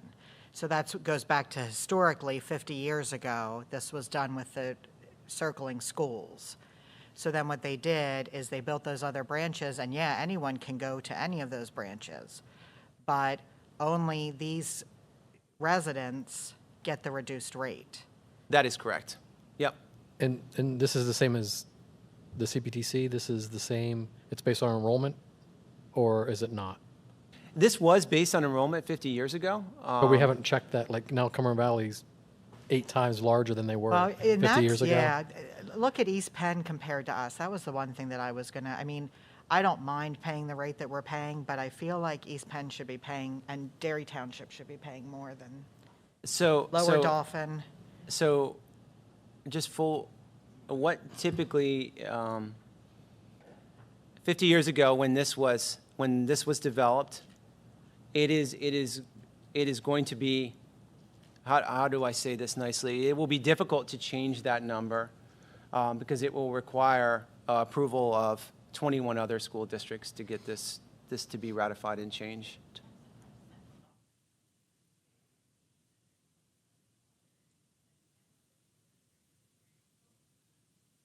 Yeah, but they have 2 high schools that graduate 8 times what we graduate.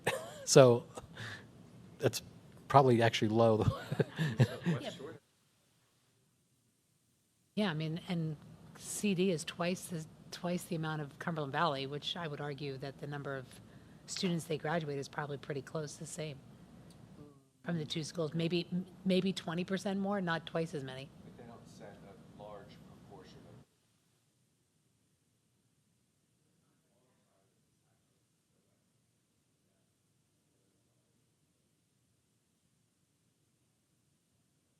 If it's ever an option, question it. I would be more than happy, and I will continue to advocate for us. I will continue to raise awareness to this issue.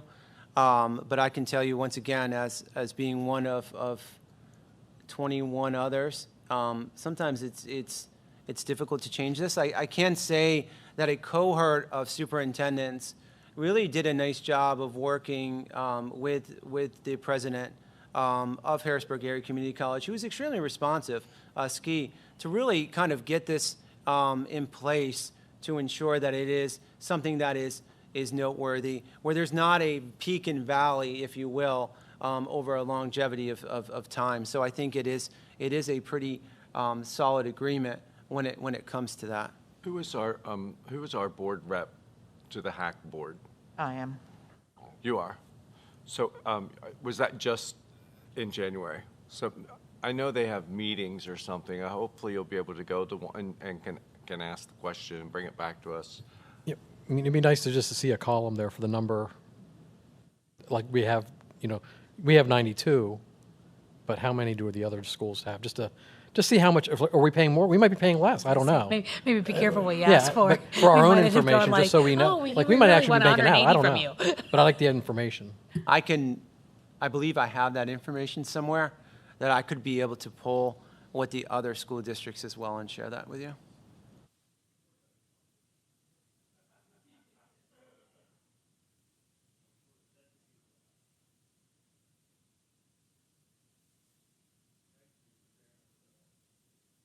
Absolutely. So if there is a level of comfort, that will be for approval at the board in February to keep moving with this sponsorship agreement. But I will look on getting that information sent to you about what the participation rate of the 21 other sponsorship agreement districts are.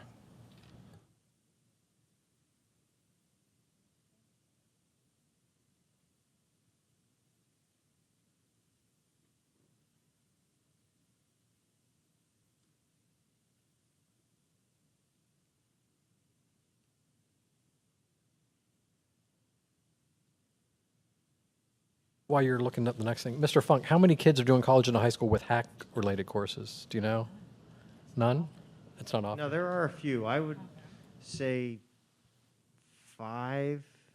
That's just guessing, thinking of who's coming and going, because I signed those at the beginning of the year. So probably maybe about 5 students. That's on top of the 92. Yes, Yes. that number does not count college and high school and dual enrollment. Yes, sir. Just for clarification, though, HAC is dual enrollment. They're not a college and the high school. Correct. Correct. Yeah, just to make sure the lingo is right. College and the high school is really only those two, Harrisburg University and Lackawanna, presently, correct? Yeah, and the other one is dual enrollment. Just While you're pulling this up, Dr. Fox, I just want to make a note to the other board members. When we had our Saturday meeting, which I think Dr. Fox did a great job of organizing, the last thing that we did is we did a tour of the high school. And I think that's very important for all of the board members. If you haven't been in the high school lately, or you haven't been in the middle school lately, or you haven't been in the elementary school lately, I would like to see us try and set up maybe a couple of Saturday mornings, even just to do that, even just to do, 30 minutes of going through the schools, because we're going to get into the budget now. And I know my first year, Steph and I met with Mr. Funk and went on a tour because I said to him, you want me to approve money for a courtyard, and I don't even know where that is. But I think that's very important, and when you go to your training, they'll even tell that to you, that you should go to the schools, you should eat lunch in the cafeteria, you should meet with the teachers. So I'm just throwing that out there. I don't know what your schedule looks like, Dr. Fox. I mean, none of us are having Super Bowl parties, so, That was way too soon to bring that up, but thank you. No, I am available Hey, most Brady retired. Saturdays, evenings, and mornings. Brady retired today and didn't even thank us, so I'm there with you. But I think it's important. So I think if anyone would be interested, I mean, it's been a while, other than the one hallway that the three of us go down in the middle school, I would probably want to see the middle school again and definitely the elementary school. But I think it's important if we're going to start looking at facilities and things like that, that we know what you're talking about. Sure, absolutely. I like a little walk and talk, coffee and conversation for sure. Well, I was just going to say, if I'm on the tour, just plan on it's going to take a lot longer than a half hour. I look at lots of things and ask lots of questions, so just shut up. And you can invite your wife along so you get to see her that week.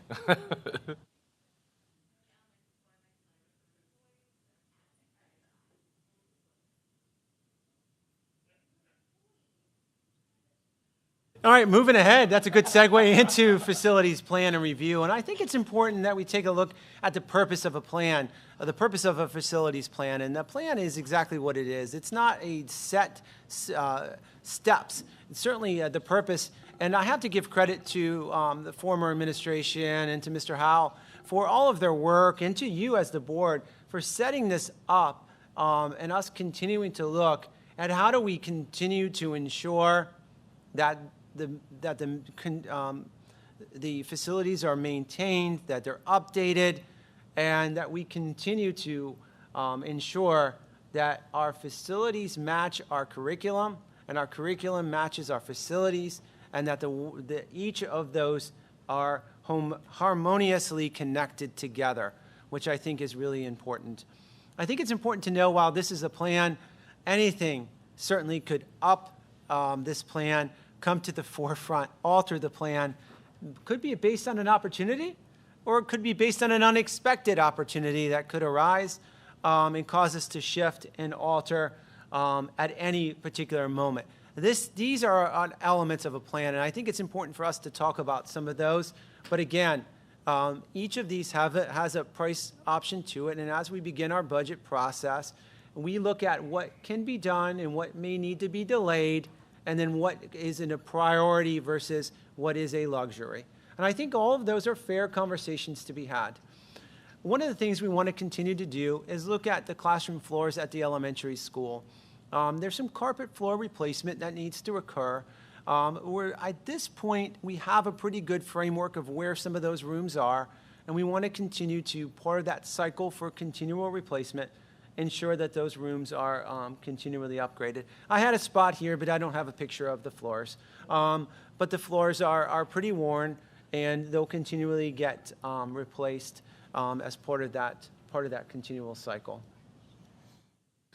One of the things we want to continue to do as well is look at the high school, middle school roof maintenance. And we currently had a meeting the other day with Tremco and it's WTI, which is Waterproofing Technologies Incorporated. So instead of a full roof replacement, what they do is they come in and they'll utilize a protective polyurethane covering that is really interesting. I meant to bring some samples, and I will next time. There's different layers of it. Of course, the different layers have a different cost associated with it, as well as a different warranty associated with it also. And that's sprayed on, and that typically provides us a weather guard to those particular areas within our flat rubberized roof. A lot of the areas are already under warranty, and we continually look at that as a cycle to ensure that there's certain sections right now. We look at our 400 section. Mr. Howell, I believe it's that section right here in the athletic office by Mr. Quigley's going down into the gym. That's a very difficult section. While it's not extremely large, the pitches on that section are really interesting, which the water collects in that area, and that's a section that we really want to make sure that, if anything, that we make sure that we protect that area next year and at least budget for that particular area. Middle school is in pretty good shape, but it's coming up, so that's something either we want to address or we look at a possibility of delaying. Other considerations, we want to make sure that we continually, at the high school and middle school, pressure wash and clean up. You'll see some of that, as the buildings and the sun hits, the downspouts come from the roof drains. You'll see some of that on the FS outside of the high school, and you'll see some of that at the back 11 and 15 route of the elementary school. That is continued. That's something we want to do, is to kind of pressure wash that area as well. We want to continue that seal coat process of our parking lots in our areas. We have a big area when you think of it, so it's segmenting this into chunks. And the next area, Mr. Howell, I believe, is our high school bus lane and student parking lots that we want to do, if that's accurate. The lines in the bus lane are getting done.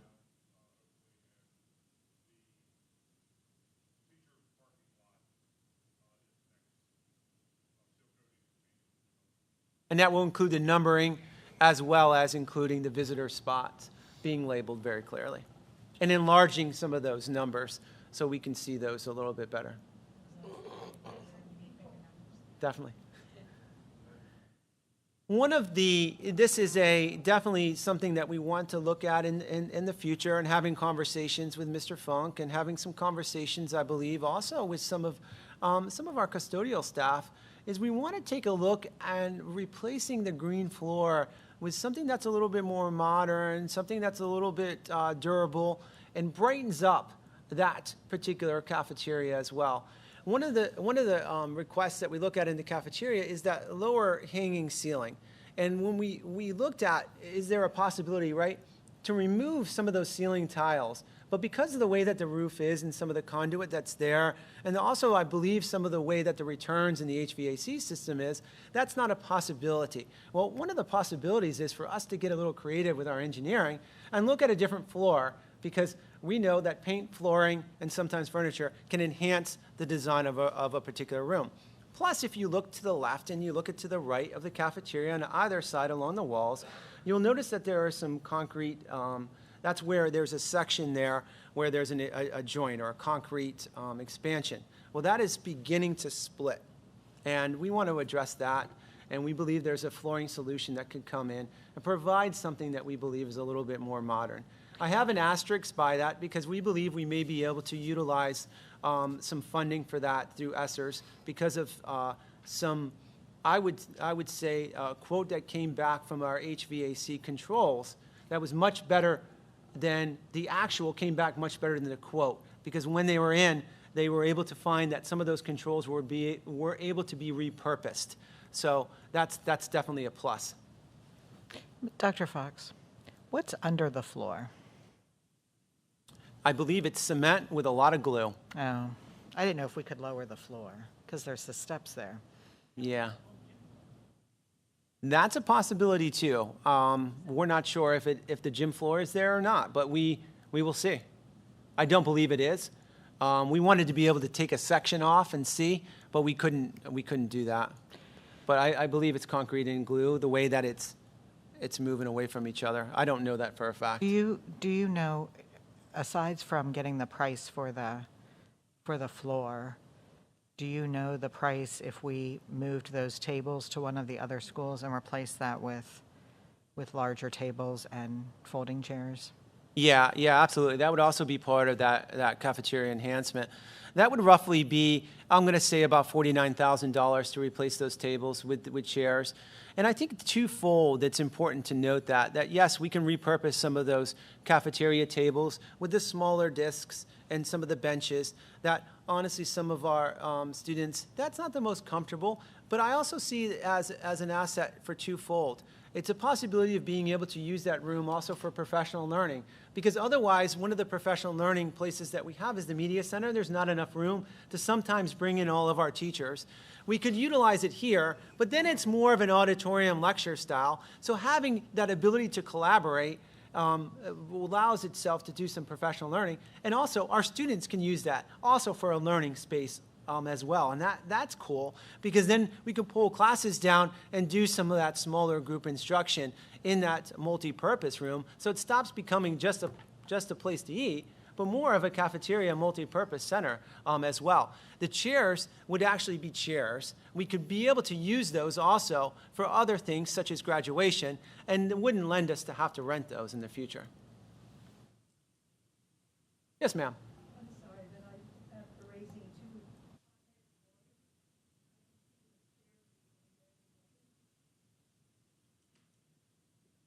I like to believe that our students, honestly, are mature, and we provide them as...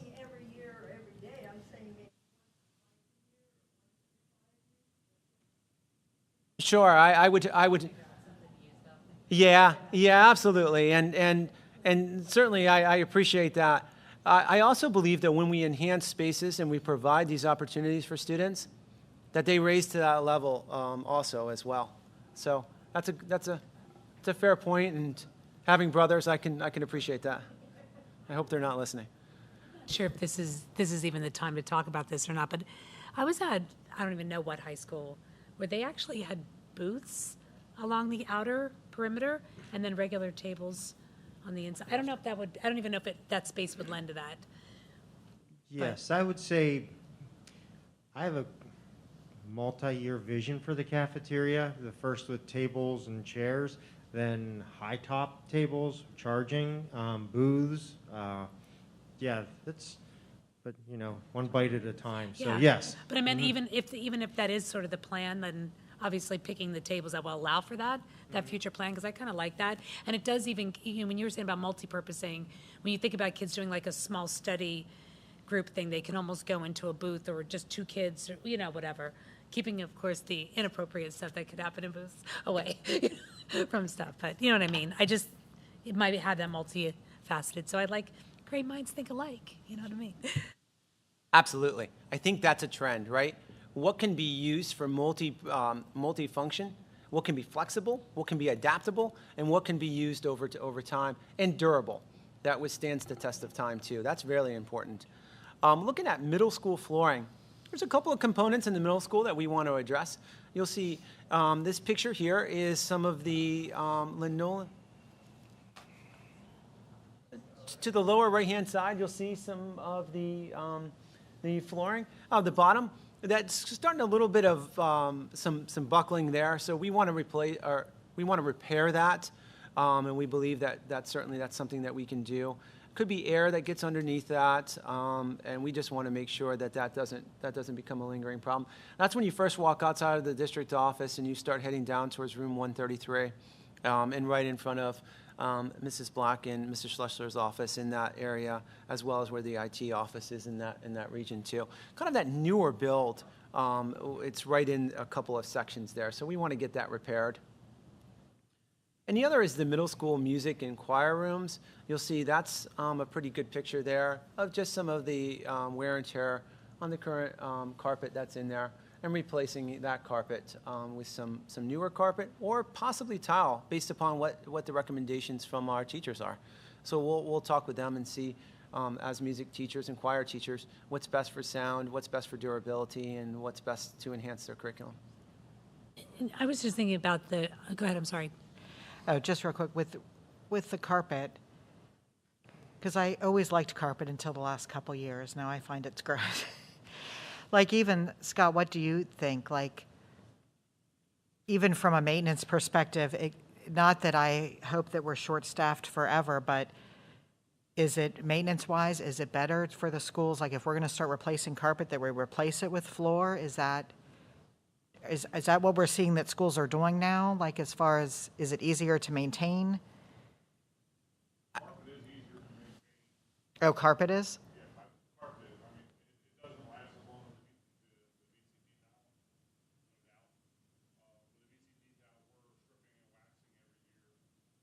Okay. Okay.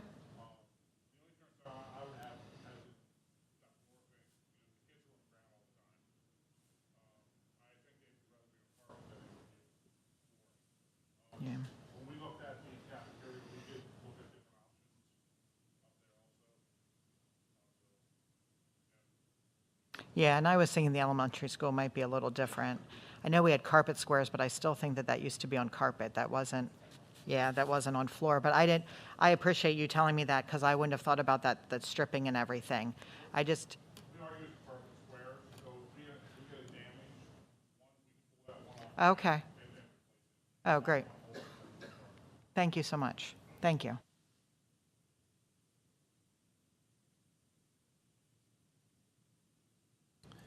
And moving along to the EFIS repair. EFIS is the exterior part of the district office and the exterior part of the high school. The high school is all wrapped in EFIS, and EFIS is a softer material. It's a little different than stucco, but it's a softer material. So if you were to walk outside and touch it, knock on it, it's a little bit softer, a little bit hollow, and it's full of insulation. And really, the object behind it was to have some of that insulation, that R value, right, associated with that. And our building is wrapped in it. Well, one of the things that you can see is if you look right on the outside of the front, you'll see that there's some damage, and that damage occurs over time. And there's some current money in our budget that was approved the last school year. I believe it's $43,000 to go in and to patch some of the EFIS work that needs to occur. We're working on if that is something what that looks like currently. And the other thing that we want to consider is, do we want to look at another alternative? And right now, just for the sake, we're asking right now Tremco to come back and provide us with some type of like schematic. What would that look like design-wise if we were to add some type of corrugated metal to that? And you look at some buildings throughout, they don't use it all over the place, but maybe looking at certain parts of the front or around it. Would that help protect this bottom portion? Because I'm not an EFIS expert by any means, or an engineer, and I don't pretend to be one. But I have been told by those who are that the bottom of the building certainly should not have been, EFIS shouldn't have gone all the way down to the ground level. There's a couple things that happen, right? Water goes in. And when water goes in, water becomes damaging to that material. We also know sometimes rocks hit, and over time that happens. So we're looking at, is that a possibility? What would that be price-wise? I can guarantee it probably is going to have a little bit of a cost increase, but what would that look like over time? And what would that look like aesthetically, more importantly, right? And would that change the design for a positive look or a negative look? So I think it's just worth an exploration, possibly to see. So that's where that kind of design point is currently. But we know there are some parts, regardless, that we need to patch up and get repaired. And there's a prime example of that. And then there's a couple corner pieces as well that you'll see. So, Dr. Fox, are you, with what you're asking Tremco to come back, are you suggesting that they, like in that picture there would be a certain level of the EFIS that they would remove and replace with a different surface, or are you talking that they would just lay it over? I know when we walked around the high school, one of the things that you and I talked about was just the the poor drainage, about how the ground comes right up, and possibly looking at, excavating a small drainage and doing stone just so that that water doesn't lay up in against it. But, so help me understand, kind of, are we looking at both? Are we looking at that you would remove some of that and actually replace it with a different surface on the lower portion? Yeah, we would definitely not, they would put it over top, because you still have that insulation layer of Okay. the FS. So it would go over top and would be fastened over top of that. So what that would look like, I'm not particularly sure. That's why we had asked them to come up with a schematic design of what that would look like. If it would come to a basis, or would that whole section be that corrugated steel? I'm trying to think of an example. He provided us an example of a school district, and I believe it's a school district out of Reading, and I'm still looking for pictures. So he's supposed to send some design. We want to see what that looks like in the pricing-wise first. So would you still have to address the drainage around the bottom? Because if you're going to have metal right up to the ground, you're still going to run into an issue with the water can still seep up into the ephes underneath and rot out from underneath, and then you have metal on the ground, which is then going to rust. Yeah, I think one of the things we've been told by that is necessarily not looking at stone as much, and maybe mulch, because the stone, if it's hit by a mower, would go directly through the ephes. So I thought stone was a good idea, but we were told mostly mulch would be a better idea because of that water collection. So looking at that, and possibly in segments as well, to collect that water, regardless of what type of material is used on the exterior. The drainage that's coming down with the making the green and stuff, I actually was walking around Dr. Fox. We are looking at extending them out. Just a little bit further. It's the ones that are inside the building. They're like little horseshoe type things. I think we could extend them out. That would help with that problem. Talking to Tremco, they don't like to cut the bottom of that out because they have no idea what's behind it. Basically, when they did this originally, they should have cut it a foot up or maybe further and have a block wall underneath it. We know there's brick behind that. We're not sure if it went all the way down. That's the reason we're trying to get the water away with tan bark, a 3-foot area out front, just to get more drainage in the ground instead of into the building. Could you do stone right up under the ephes and then mulch out, so that, like, I understand where the stones would hit it, but that way then you don't have the because basically I think when we walked, it's that the dirt is like right up against it, and then that's what even, not even just where it runs down, but the dirt is right up against it, and then it seeps up in anytime it rains or snows, that there's that contact that it's wicking up through. So, and that might not be in all the cases. That was just in that one location that we looked at. So doing a stone where it would drain out, but then mulching right out from the stone so that then the mowers don't, like, it gives you a buffer, is what I was thinking. We'll reach out to some college-trained people with that stuff. I mean, it may come down, we might have to dig some of that out and then put the stone base in. And that may be something we might need to do later on down the line. That makes sense. Yeah, that's definitely on our radar. So, Scott, is it that the mowers are too powerful that it would pick river rock up? Or is it just if one gets out into the grass? You're pretty late on me there. I mean, it could possibly, the river rock can be small bear or whatever. I mean, if you get a small one, it's going to pick it up. That's what it looks like in Mr. Pump's area. That's what it looks like that happened there.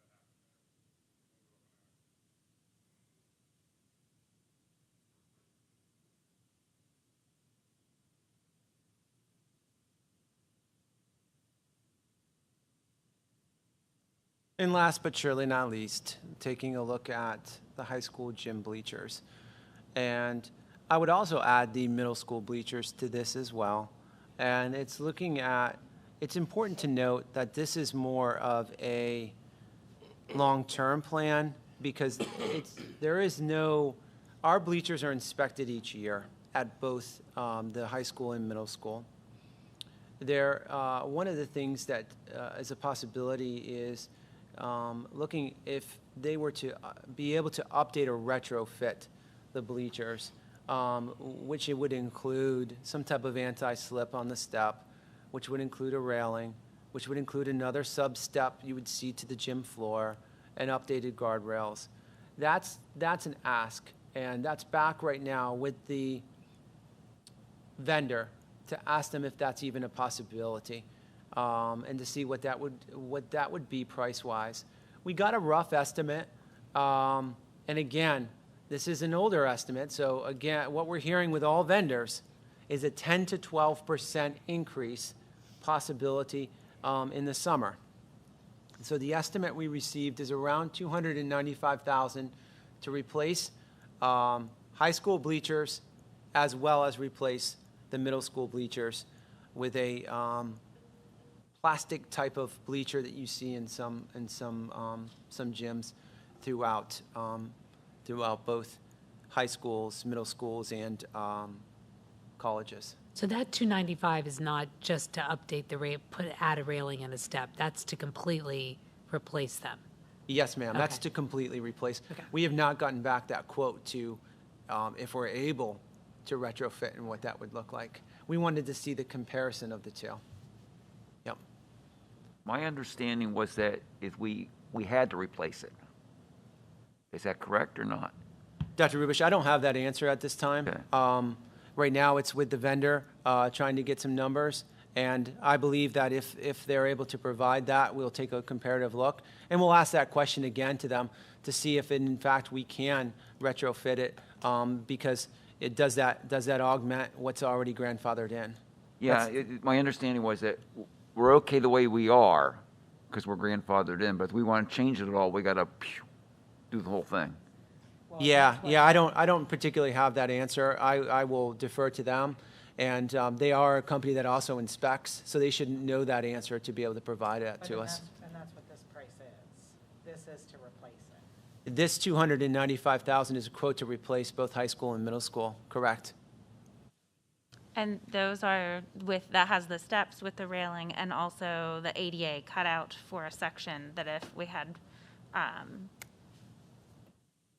That is correct. spectators come who are in a wheelchair that are accessible, correct? Yes, ma'am. Yep.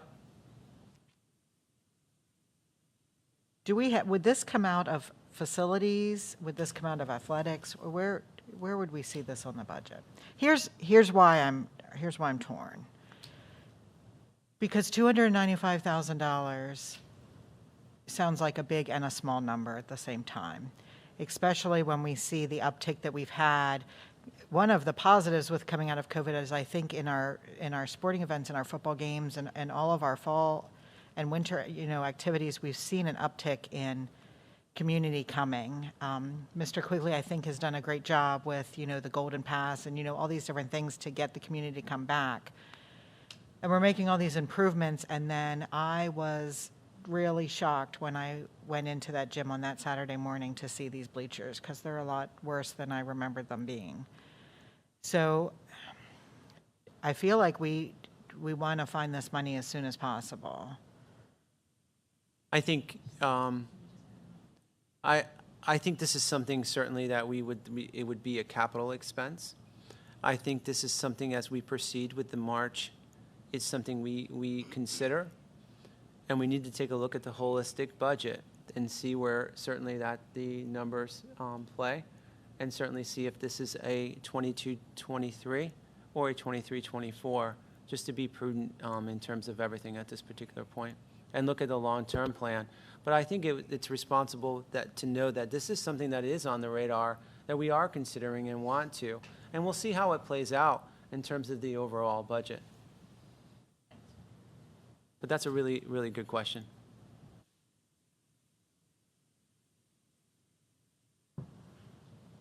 And one of the things I'm going to pick on Mr. Howell for a second in a positive way, is that we are transitioning and shifting the mentality to more of a PM, a preventive maintenance. And you'll see that reflective is our hope in the March budget presentation, and as we move forward.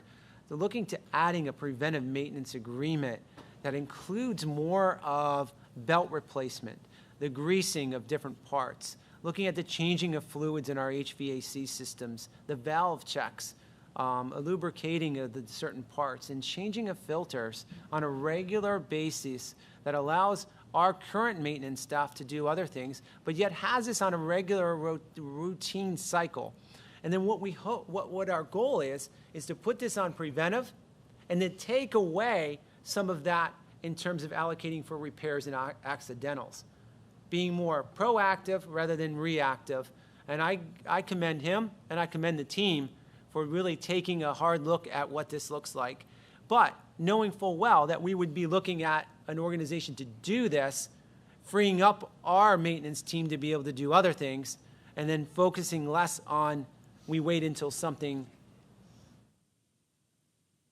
doesn't work properly and we repair it, and being more proactive in ensuring that, like the regular maintenance we would do on our automobiles for that 50,000, 100,000 mile check, et cetera, that routine maintenance to find something before A causes B, which causes C. I don't know if I explained that properly.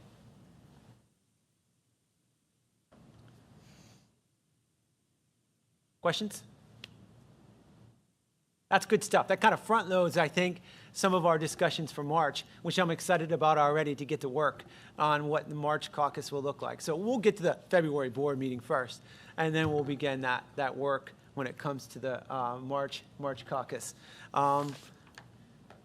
So I believe at this time we will open it up at 9:12 to public comment.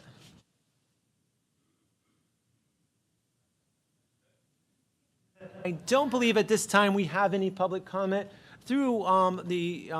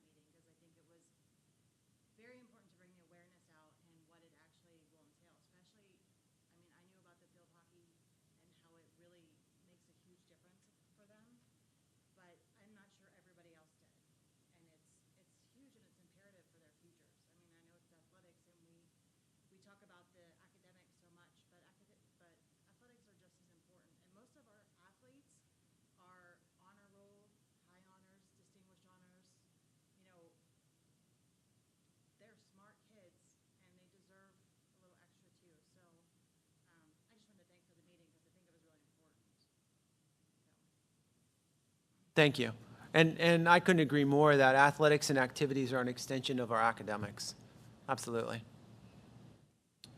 Any final thoughts, comments, questions? If not, I will adjourn caucus at approximately 9:14. Oh, you may, Mrs. Will. There's a new article in the Atlantic magazine all over the nation comparing counties to neighboring counties, masked and unmasked, and no significant difference in rates of infection. And I have a thing here where you can maybe locate it if you're interested. I appreciate that. Thank you very much, and I will certainly take that from you. And I always, part of our due diligence and responsibility is to continually look at current trends and current data, as we continue. And I think this is a good segue into, once again, thanking our school nurses. We thank Mrs. Black, Mrs. Boaz, Mrs. Hoover, and Mrs. Bowman here at the high school for their continuous work, and our school administration also for that continuous partnership with our parents and community. Knock on wood, we continue to put forth the best effort, and we appreciate our parents and family members for partnering with us during, again, this difficult, onset. And, we continue to be partners in ensuring the overall health and safety, not just fighting the variant of COVID, but all the other illnesses that are associated with it, and all the other things that come along with kind of taking away from that day-to-day operation. And we appreciate that. And once again, I just want to put my plug out there for Punxsutawney Phil. Come on, buddy. We're rooting for you. So thank you very much. How about Susquenita, Phil? Do we have that? Yeah.